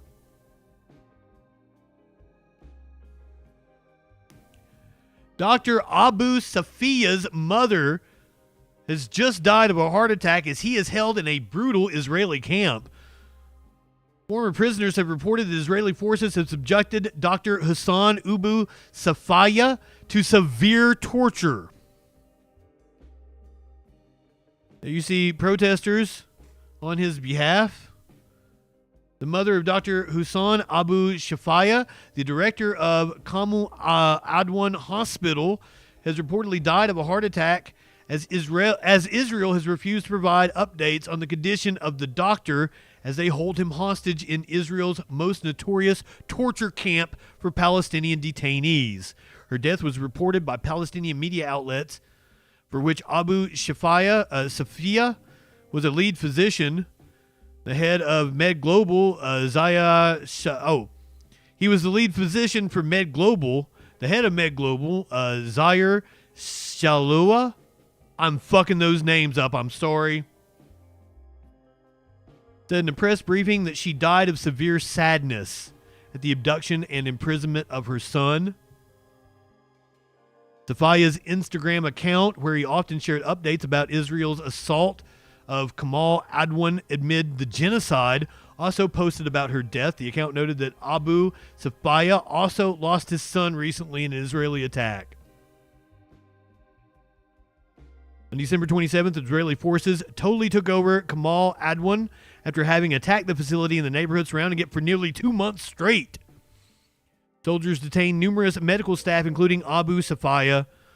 In his last update from the hospital, Abu Safia said that Israeli forces were in the process of burning major units of the hospital in a complete siege.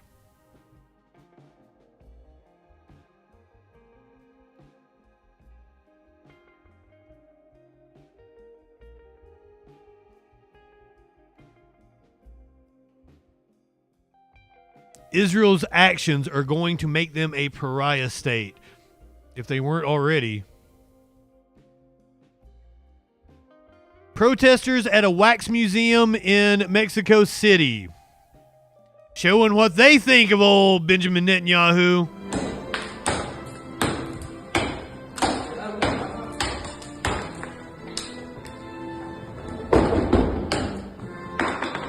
Viva Palestina, viva Sudán, viva Yemen, viva Puerto Rico.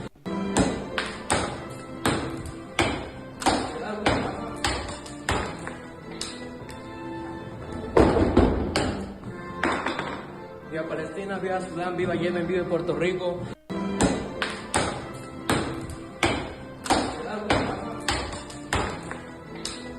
That's satisfying to watch. Viva Palestina, viva Sudán, viva Yemen, viva Puerto Rico.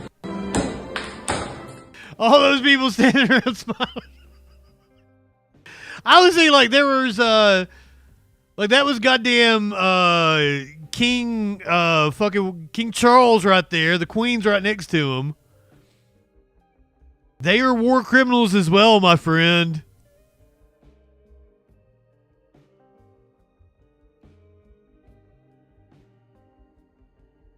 Just throwing it out there. There's plenty of people you can take a hammer to in that museum.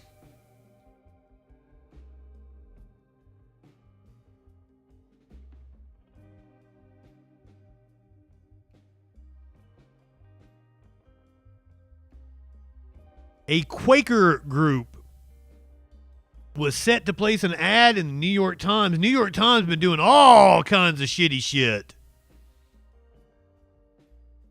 Quaker group pulls an ad in the New York Times over the paper's refusal to let it call Israel's Gaza bombing a genocide. Yes, the Quakers.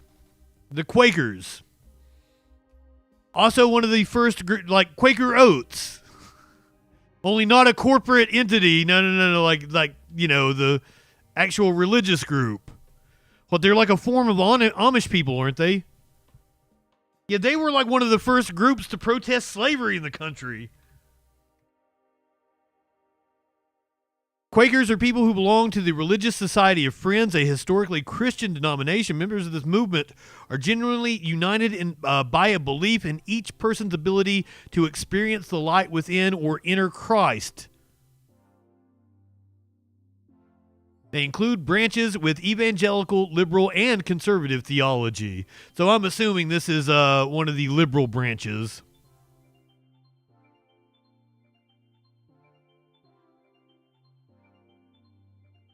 Yeah, they're not Amish. That when I was thinking of Mennonites, those are the Amish people that can use tech.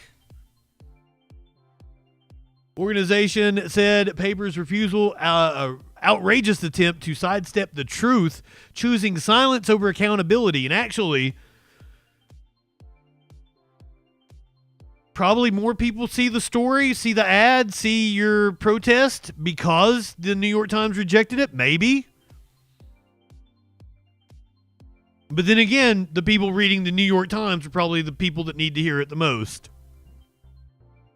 The American Friends Service Commission, a Quaker organization that advocates for peace, said on Monday the group canceled a planned advertisement in the New York Times in response to the papers refusing to allow it to refer to Israel's actions in Gaza as a genocide. The refusal of the New York Times to run paid digital ads that call for an end to Israel's genocide in Gaza is an outrageous attempt to sidestep the truth. Palestinians and allies have been silenced and marginalized in the media for decades as these institutions choose silence over accountability. It is only by challenging this reality that we can hope to forge a path forward or toward a more just and equitable world. The group claimed a representative with the advertising team at the New York Times suggested they use the word war instead of genocide. When the group refused, the New York Times responded with an email that read, in part, various international bodies, human rights organizations, and governments have differing views on the situation. In line with our commitment to factual accuracy and adherence to legal standards, we must ensure that all advertising content complies with these widely applied definitions. Go fuck yourself, New York Times. Go fuck yourself.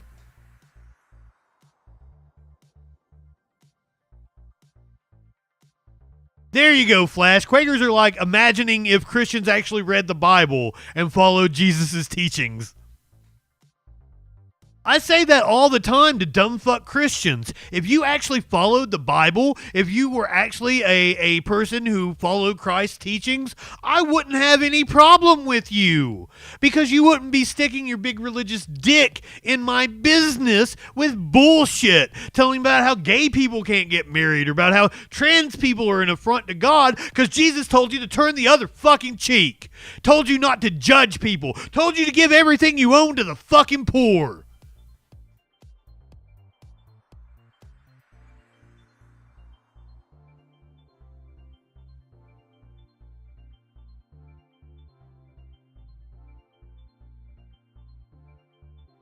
I shouldn't have said big religious dick, because most of these motherfuckers are little tiny dick having pieces of shit.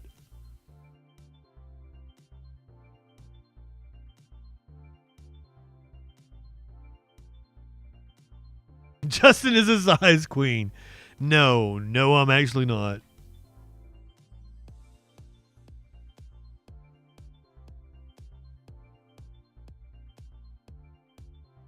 Musky dicks.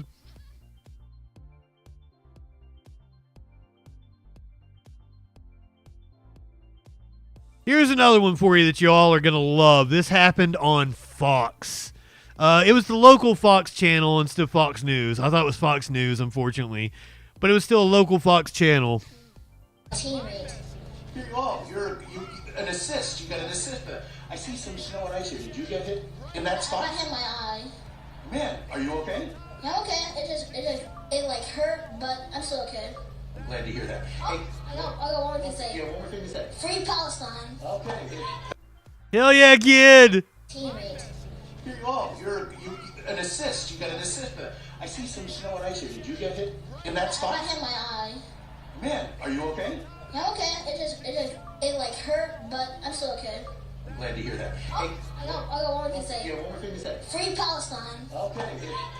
Fuck yeah, the kids are all right.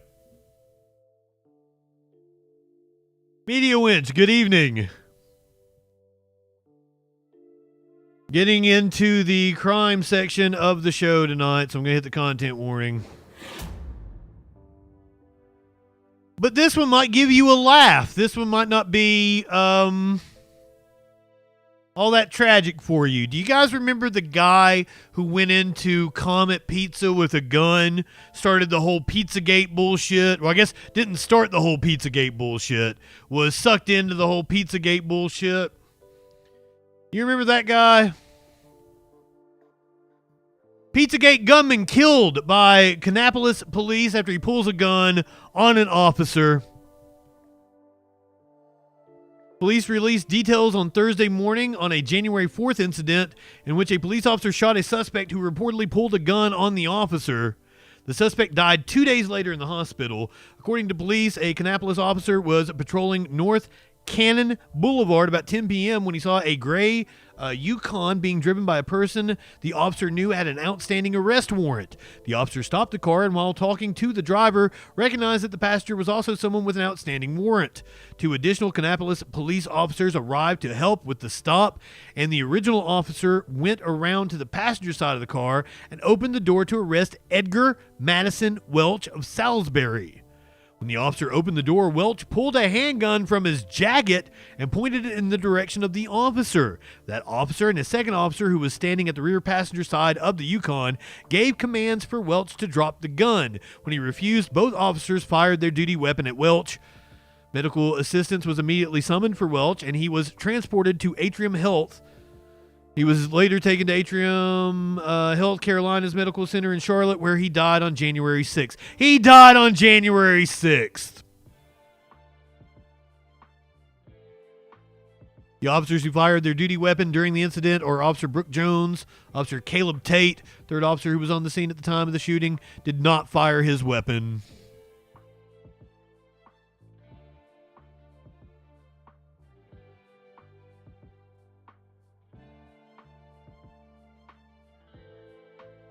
I brought you this story a couple weeks ago now. I think it might have been before the new year. It was before Christmas. It was before the Christmas holiday.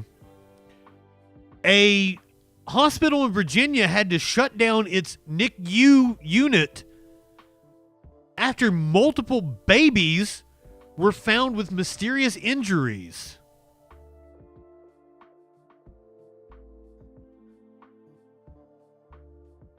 A Virginia nurse was arrested for allegedly abusing I thought I had a video for this. Hold on.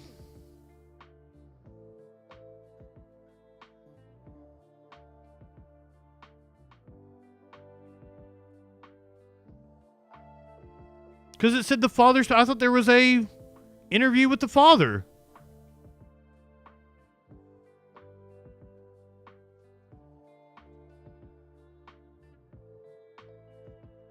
I swear there was a video with this.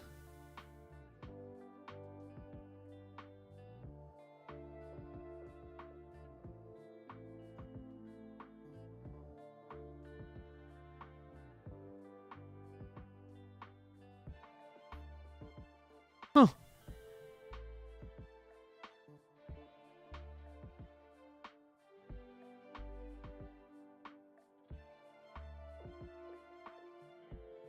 Yeah, there's a video.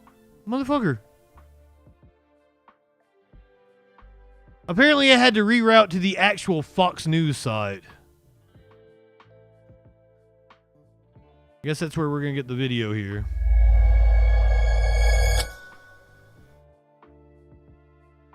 Kiyo. Friday, September 1st, me and my wife went to the hospital. That was the first time that my wife was able to hold Noah.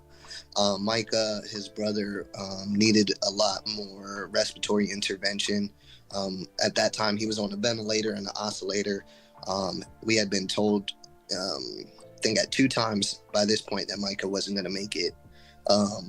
So dealing with that going into this weekend, Friday, like I said, she holds him. Everything's good. We leave.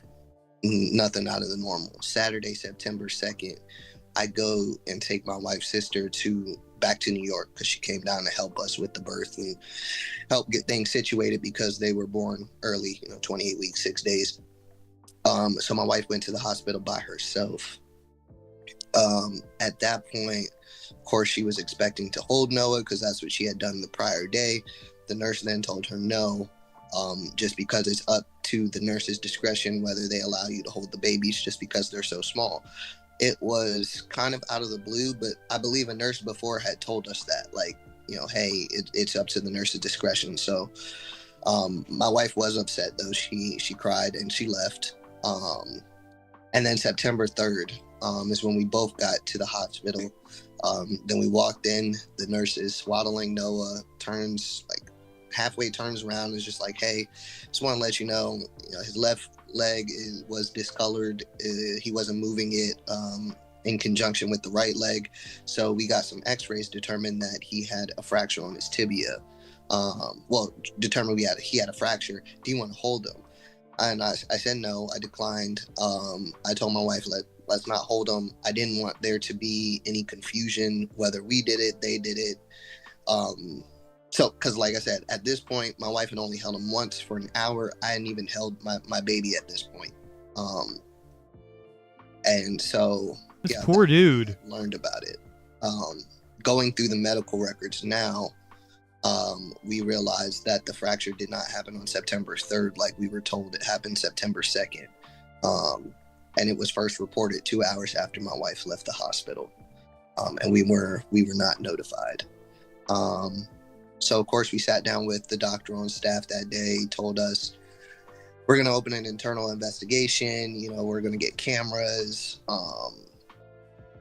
It could have been from an injection that was given that was just too rough, and that's how this fracture happened. No. We're going to try to, find out what happened for you guys internally. And we were like, okay.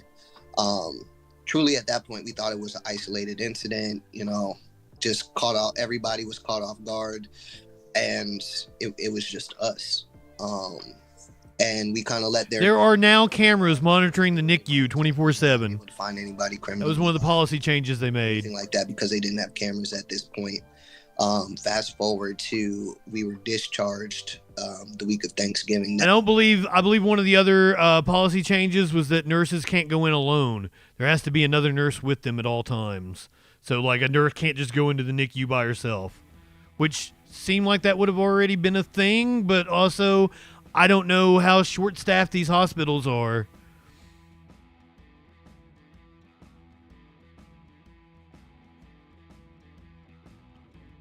Apparently they were all boys. I said earlier that they were all black, but that has been cleared up. That was the initial reporting. But apparently only 2 of the, I think it was 7 victims were black. But they were all boys. They suffered different injuries, came from diverse families, and had nothing else in common that the parents could identify, according to Dominique Hackey, whose young son Noah suffered an unexplained fractured tibia in September of 2023. There were all different injuries, and 2 boys had multiple injuries. So far, in chatting amongst ourselves, we can't find a pattern of why our babies, other than that, they were just boys. This is a picture of the nurse who has been arrested.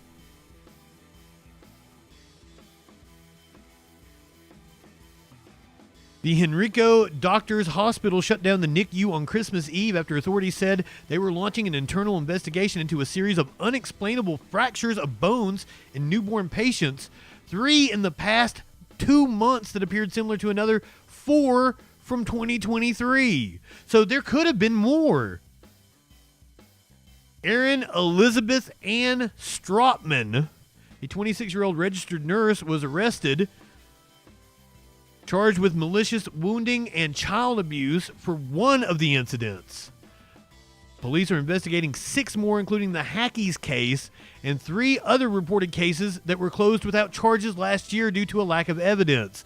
While reports have circulated on social media that Stropman allegedly targeted children by race, Hackey knocked down those claims, telling Fox News Digital only 2 of the victims were black. Hackey said he had been in touch with all of the other victims' families but one. He is hoping to meet them too.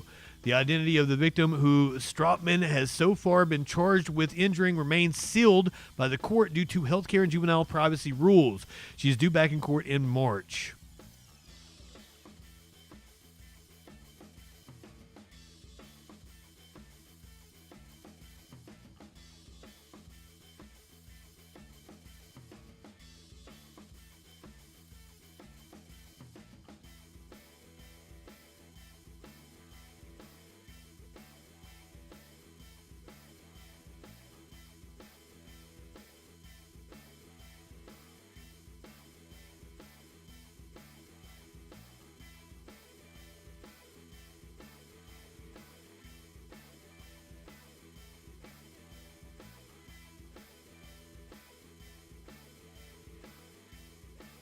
These motherfuckers, don't encourage these motherfuckers. They have been acting wild today.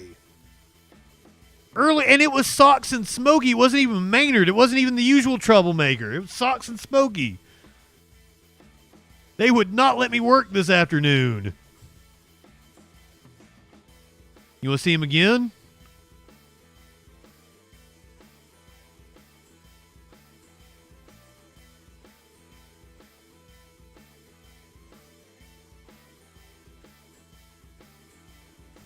You don't want me to get up to get one of the other ones because he's in my lap. Byronic, I'm still out. I scraped together a good bowl last night. I probably have another one I can scrape together after I get off the stream. I tried to hit it earlier and there wasn't really anything in it.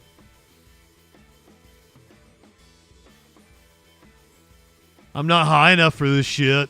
I'm not high at all.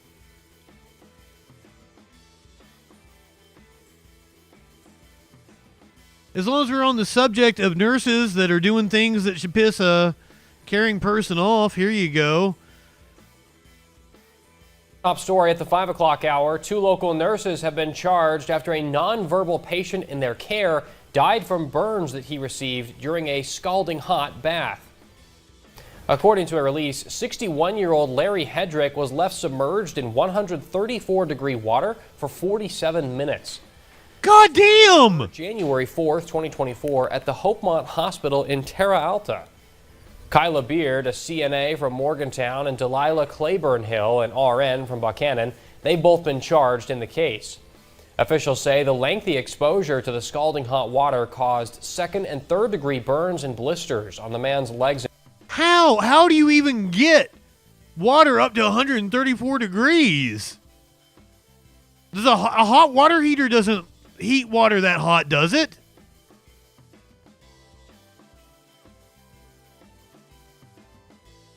Yeah, culture, I don't know. Oh, it can? I didn't realize they could get that hot. I thought they cut off at like 90 degrees or some shit. And feet. Hedrick was later taken to West Penn Hospital Nursing's burn trauma unit. He died due to his injuries on January 12th, 2024. Beard and Hill will have their initial appearance in Preston County Magistrate Court January 29th at 2 p.m.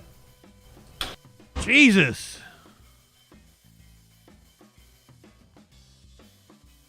Media Winch, it's possible because I have been inundated with snow and also not got a lot of money at the moment. I paid rent 3 times in the last month. That'll tap you out.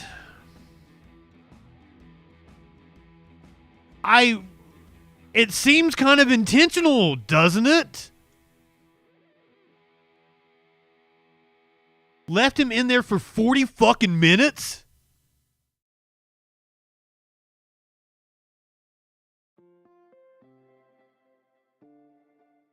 All right, Flash says it's not uncommon.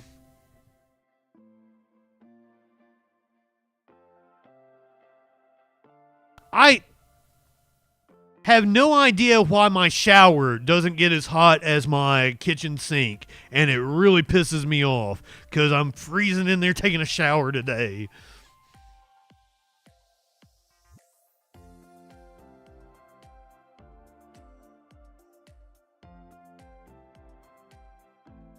Police in Tennessee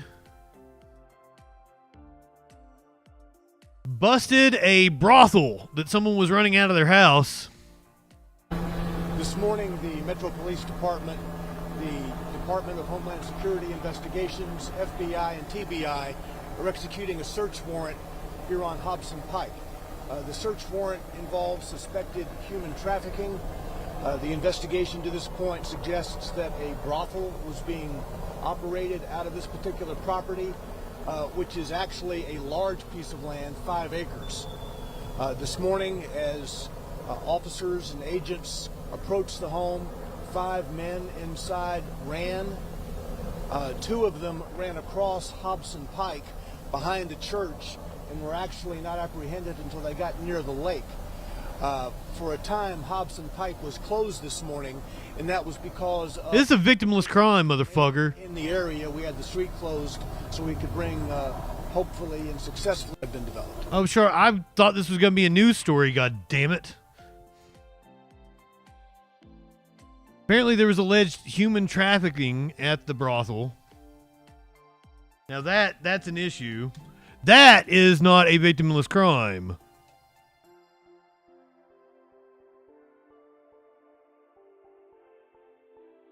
I like how I search brothel in Tennessee and it gives me suggestions of places to go.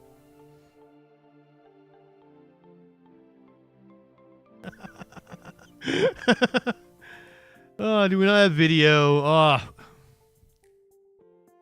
Here we go. Sex trafficking investigation is underway right now in Antioch. Metro Nashville police arrived on that scene around 6 this morning.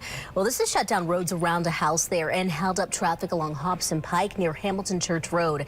Our Steve Mailing is live there right now where law enforcement is doing that investigation. Steve, set the scene. Steve, are you 17? Well, Alexandria, we've learned that 5 suspects were arrested this morning as law enforcement agencies executed a federal search warrant. This, of course, coming after a year-long investigation into human trafficking, which now has several agencies involved. Now, Metro Police tell us that this was one of 3 known brothels in the Nashville area. They say other locations on Bart Drive and... Now, I made that joke, but he's actually doing a really good job. He's got a really good presence. This kid's going to go somewhere. So, like, you're probably going to see him on fucking ABC, NBC in just a few years. Mount View Road were connected to this one on Hobson Pike. Officers had to track. Police say several suspects ran when police showed up. Now, that's why Hobson Pike was shut down earlier. Officers had to track them down as far. I'm sorry, girl to gray. But everyone was accounted for. Now, as we continue to learn more, police say this is just another piece to a larger investigation they continue to carry out. There's a lot of facets as part of this overall investigation. You have the potential for human trafficking. You have some federal involvement there. You've got the shooting that occurred back on September 17th, and we'll look and see where else the investigation leads us. Now, that shooting that Don Aaron is referring to happened at another alleged brothel back in September. The suspect in that shooting was arrested today as a part of this sting operation. We're gathering more information as we follow this throughout the day, and we'll continue to keep you updated as soon as we learn more. For now, reporting here live in Antioch, Steve Mailing, WSMV4. Yes, sir. Yes, Steve, you did a really good job. You got a bright future in the news business, my friend. Andrew Tate ran a human trafficking ring, where he was forcing women to work on his like live webcam shows and shit. If you're out in the snow, be careful who you let help you get unstuck if you get stuck. It might just pull a gun on you. I've been doing snow removal for 15 years, and this is the heaviest storm I've seen. A massive winter storm has tens of millions of Americans under winter weather alerts today. Stuck here in a motel. NOAA's Weather Prediction Center says some areas could end up with their heaviest snowfalls in more than a decade. I can't recall the snow being this bad at all. I've lived here pretty much all my life, off and on, but no, I don't remember anything like this in a minute. Forecasters say the storm is moving out of the central U.S. today. It's clobbering much of the Ohio. This is old news for us. Way to the East Coast. Please stay off the road. They did one of these things where they attach a video that has nothing to do with the story. Fuck you. I got. Stranger helps man who was stuck in the snow and then robs him at gunpoint. Man was robbed at gunpoint in St. Louis by the person who helped him when his vehicle got stuck in the snow. I shouldn't laugh. That's horrible. The 40-year-old victim told police his vehicle got stuck in the snow while trying to enter his apartment garage on Monday morning. An unknown man in an SUV helped him get unstuck. Well, at least he helped him get unstuck. Once the victim's car was able to move again, he parked it in the garage. Then the man who had previously helped him approached him, pointed a gun at him, and demanded his car keys. The victim gave the suspect his car keys and then called the police. Responding officers said the man's car, however, was not taken.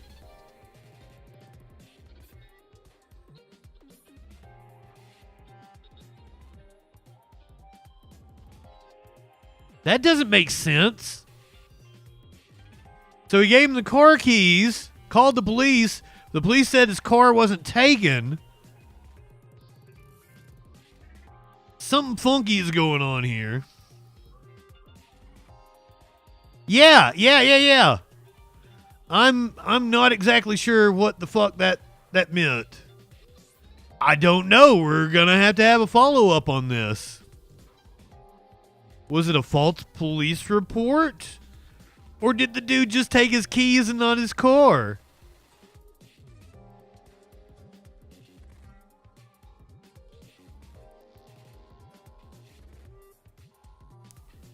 How many of you guys like folding chairs? Do you go to like concerts and use those kind of like fold out chairs and shit? You might not want to after this story. I guess I should hit the content warning.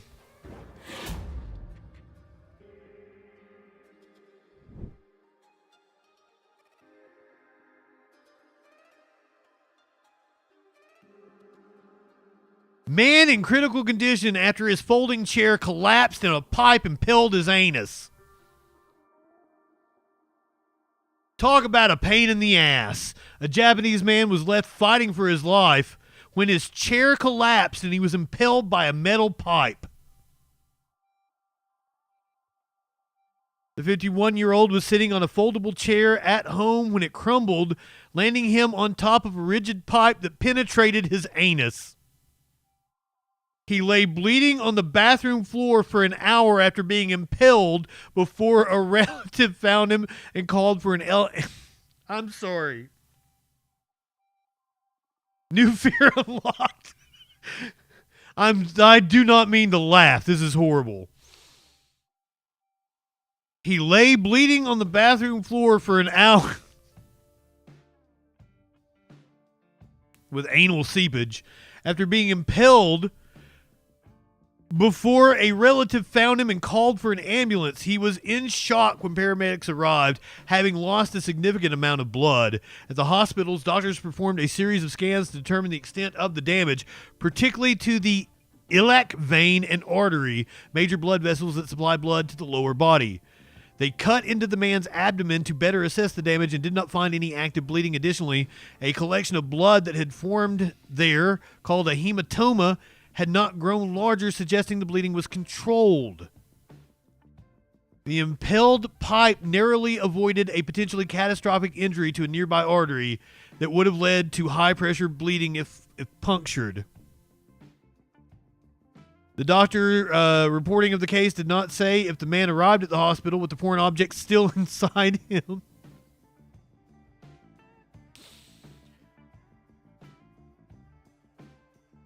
That doctors had to remove, or if it had came out on its own at home.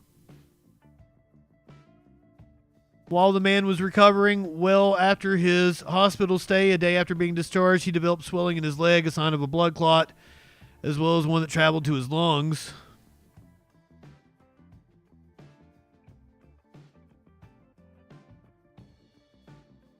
The man's injury was far milder than it could have been if the pipe had punctured the iliac artery, which would have led to rapid internal bleeding. Apparently, he did puncture the right iliac vein, which proves fatal in 25 to 80% of incidences. That's a large swath. But narrowly missed the artery because of the specific angle of the pipe when it entered the man's body. Iliac. Thank you, Curiouser. After determining the pipe had not damaged the artery while noting the damage to the man's rectum, doctors performed a colonoscopy, a procedure that creates an opening in the abdomen for the colon to pass waste. He was in the hospital for 11 days and his condition improved slowly. Gradually, he regained the ability to walk and eat solid food. Doctors allowed him to go home, but 4 days later, the man knew something was wrong, when he apparently had a clot. The following day, the researchers said the patient wanted to go home, citing an inability to tolerate the hospital environment. Doctors acquiesced and sent the man home with a blood thinner to take by mouth every day. Since then, the patient has regularly attended outpatient follow-up appointments without any reoccurrence.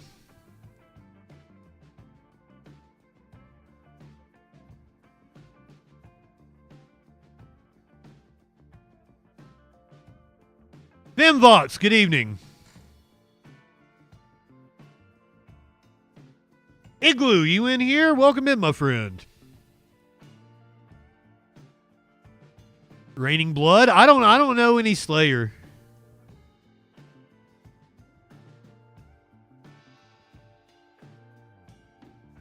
There's one about cemetery gates or something.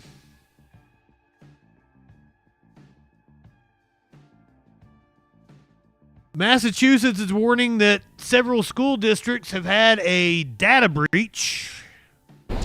Well, the impact here in Needham and frankly in many school districts is still unclear, but experts say there are steps you can take to protect yourself and your child.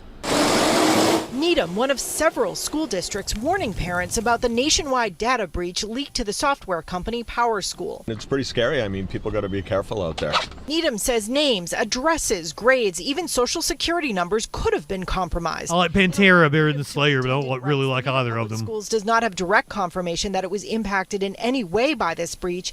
We are following up with PowerSchool to find out more information on how the district may have been affected and for more details on the incident. Milton also warning parents. I think to only target schools it's concerning that schools are being targeted, but I think it's part of a larger issue. Westford and Canton also among the school districts looking into the issue. The most important thing for everybody, children and adults, is to get what's called a credit freeze. So if they have your social security number, having a credit freeze makes that data essentially innocuous. Cybersecurity expert Robert Siciliano recommends you freeze your child's credit even if they weren't impacted and consider identity theft protection. And I say to everybody, consider you and your child's identity stolen or at least in the hands of an identity thief. Now, Needham superintendent says the school district has not collected social security numbers of staff or families through PowerSchool for many years. He says he will keep families and staff posted on any developments. We're live in Needham. Charmin Skiddy, WCVB News Center 5. So what? They just stole like the kids' grades and shit? I mean, the kids don't even have any Oh, actually, yeah. There is like a lot of scammers love to take like kids' information and use them to sign up for credit cards and shit. That's right. That's right.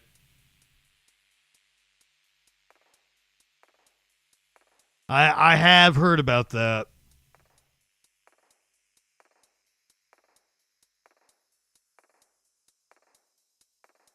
Yep.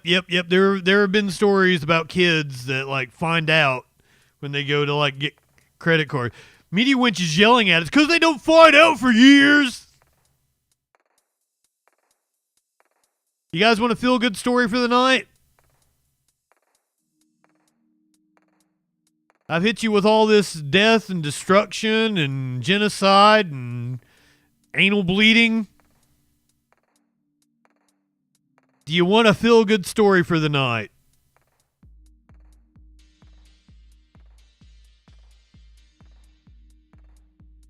I need confirmation. I need consent. Curiouser says no.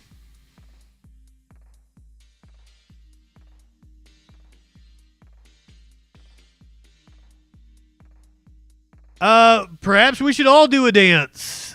Anita Bryant, the singer and crusader against gay rights, has died at the age of 84. She has hits with songs like Paper Roses and served as a spokesperson for Florida orange juice before her career came crashing down. Anita Bryant, the pop singer and Oklahoma beauty queen who gained fame by convincing America that a breakfast without orange juice is like a day without sunshine, before seeing her popularity plummet as she railed against gay rights, has died at the age of 84. Bryant died apparently on December 16th at her home in Edmond, Oklahoma, her family announced.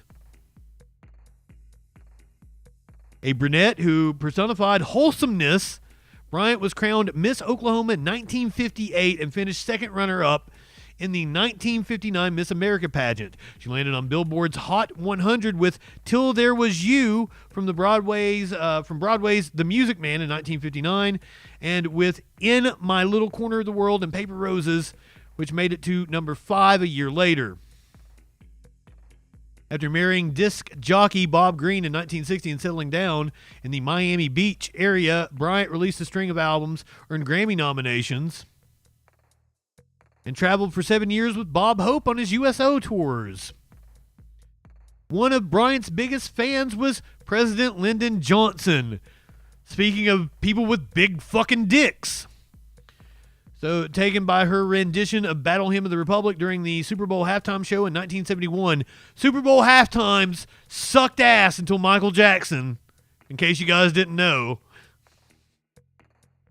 He asked her to sing it at his funeral, and she did so in 1973. Wait a minute. Johnson died in 73? I think he lived into the 80s. Huh. Bryant appeared in commercials for Coca-Cola, Kraft, Holiday Inn, Tupperware, but became a household name after signing on as the spokesperson for the Florida Citrus Commission. Bryant's reputation was put to the test in 1977 after she organized a Save Our Children movement. They just keep bringing things back into vogue, don't they?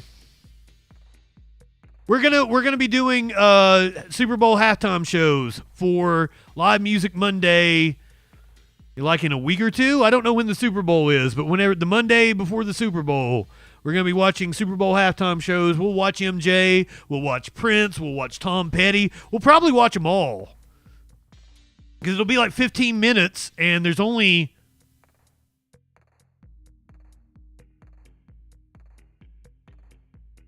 33 of them that are worth watching. So we might do all the modern ones after Michael Jackson. That's when it became a spectacle. So be sure to hang around for that. Bryant's reputation was put to the test after she organized the Save Our Children movement to repeal a Miami-Dade County ordinance prohibiting discrimination on the basis of sexual orientation.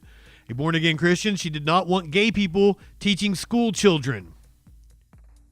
I got involved only because they were asking for special privileges that violated the state law of Florida, not to mention God's law. Bryant told Playboy. You know, when I was a child, good Christian woman giving an interview to Playboy. You didn't even mention the word homosexual, much less find out what the act was about. You knew it was very bad, but you couldn't imagine what they tried to do, exactly in terms of one taking a male role and the other taking a female role. Ooh, she thought about butt sex a lot, didn't she? I mean, it was too filthy to think about, and you had other things to think about. So when I finally found out all the implications, it was a total revelation for me.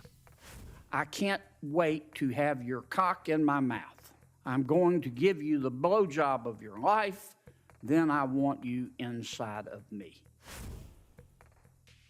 Oh man, Girl of Gray, you're gonna miss the best part of this.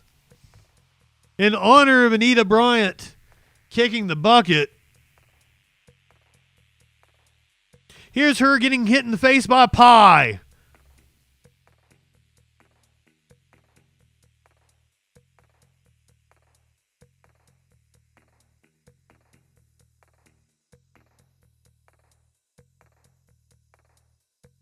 Your moment of zen, as Jon Stewart would say.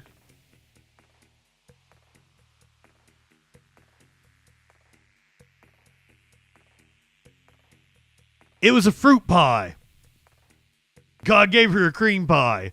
Speaking of God, would you guys believe, remember when I played the clip of the MAGAs that were on their way to the Capitol and they wrecked? They're like, God cleared a path for us today, and then wrecked 5 seconds later? Would you believe the amount of people in the comment section on YouTube that was like, no, God really was with them. They didn't get hurt. Oh, God was watching out for them. Praise God they weren't hurt.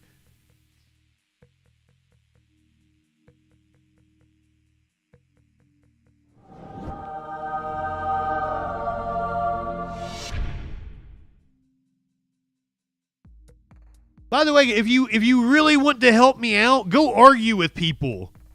Go argue with people on my YouTube. Because, man, like, it seems the only people I can go viral with is right-wingers.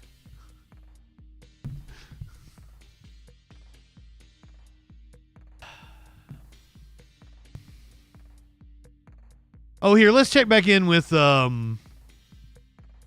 before we wrap this shindig up, let me take us back to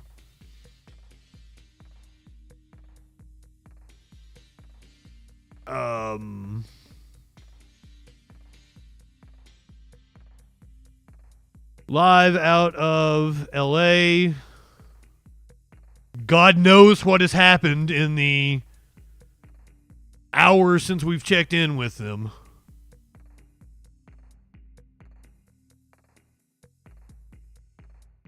Come back.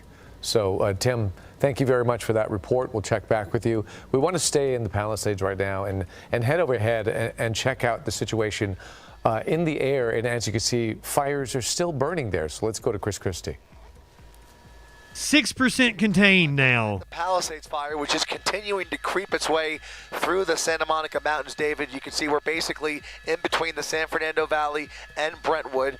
Brentwood to the south, obviously, and you can see these ridge lines lighting up as LA County Fire continues nighttime operations.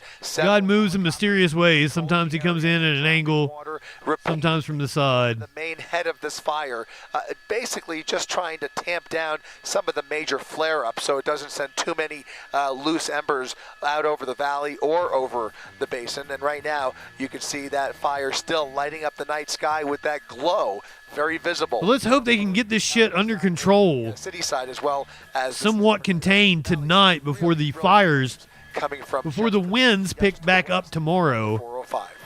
David? Yeah, those are important images that you're showing us because you get the sense throughout the day that maybe the problem is over with. Clearly, the problem is far from over, and that proves it right there, Chris. Thank you for bringing that to us, and we'll check back with you when it comes to the progress of this fire. In the meantime, back to the Kenneth fire in West Hills, where an arson investigation is underway.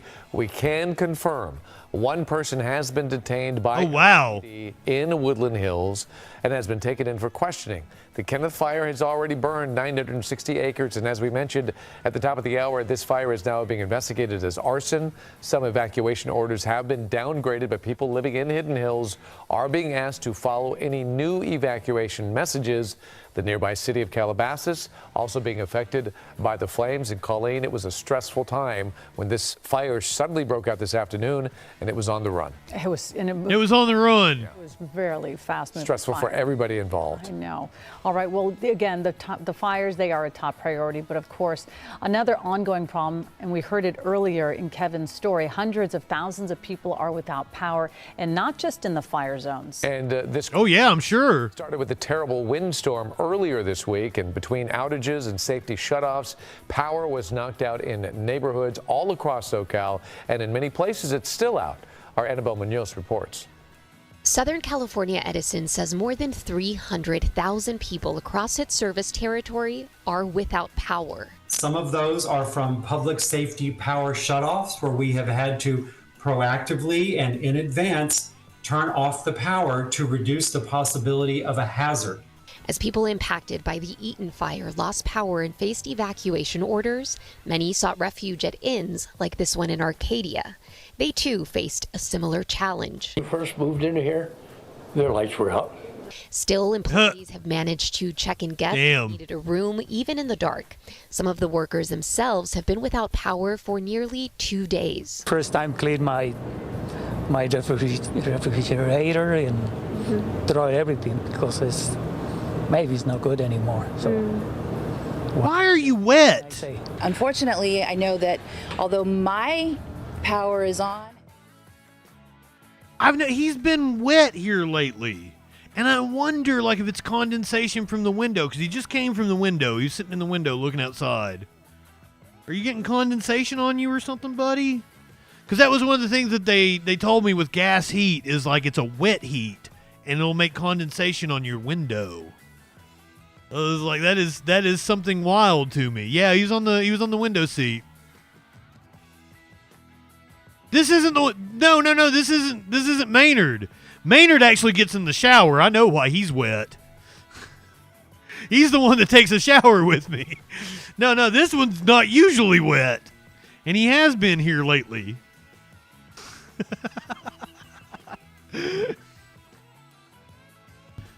Oh, God damn it. All right. It's been a wild week.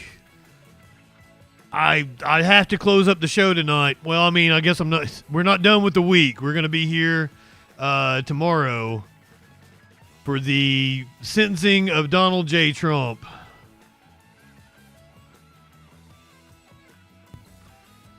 Apparently I don't have a video for this, but it's a cute fucking picture. Sheriff's deputies in Missouri say they responded to a bananas situation on Monday when they responded to a report of a subject monkeying around.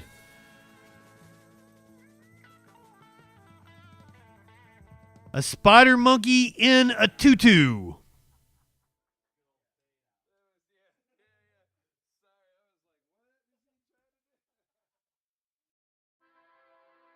Officials said the exotic primate was staying at a nearby home when it managed to open the door and get out. You have to watch it. It has opposable digits. It can open doors. The Jefferson County Sheriff's Office posted several pictures of its deputies with the black-colored monkey. In one heartwarming image, a deputy is holding hands with the animal. Look at that baby! Wait a minute! Comes days after a spider monkey in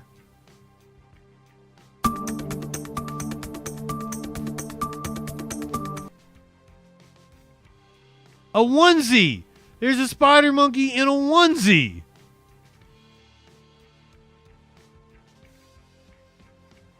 They took the monkey into custody. They arrested the fucking monkey in a onesie.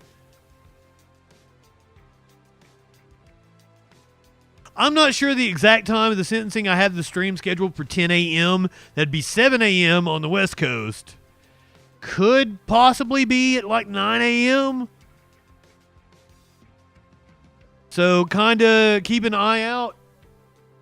I will switch the YouTube timing if the sentencing is earlier.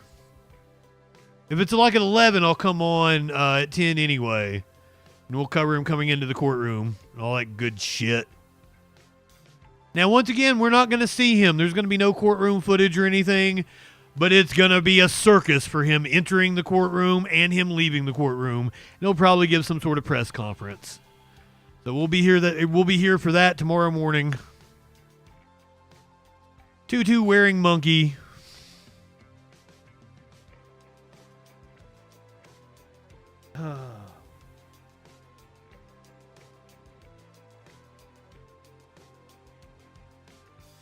If you are watching on Twitch, you are heading over to the leftist mafia. This time we're going to go in on David's side.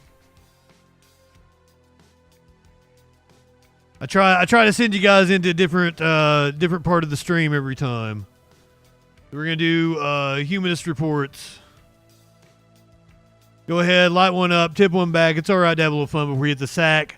I'm JustinFREAKIN. We'll see you tomorrow morning on the Troll Patrol live.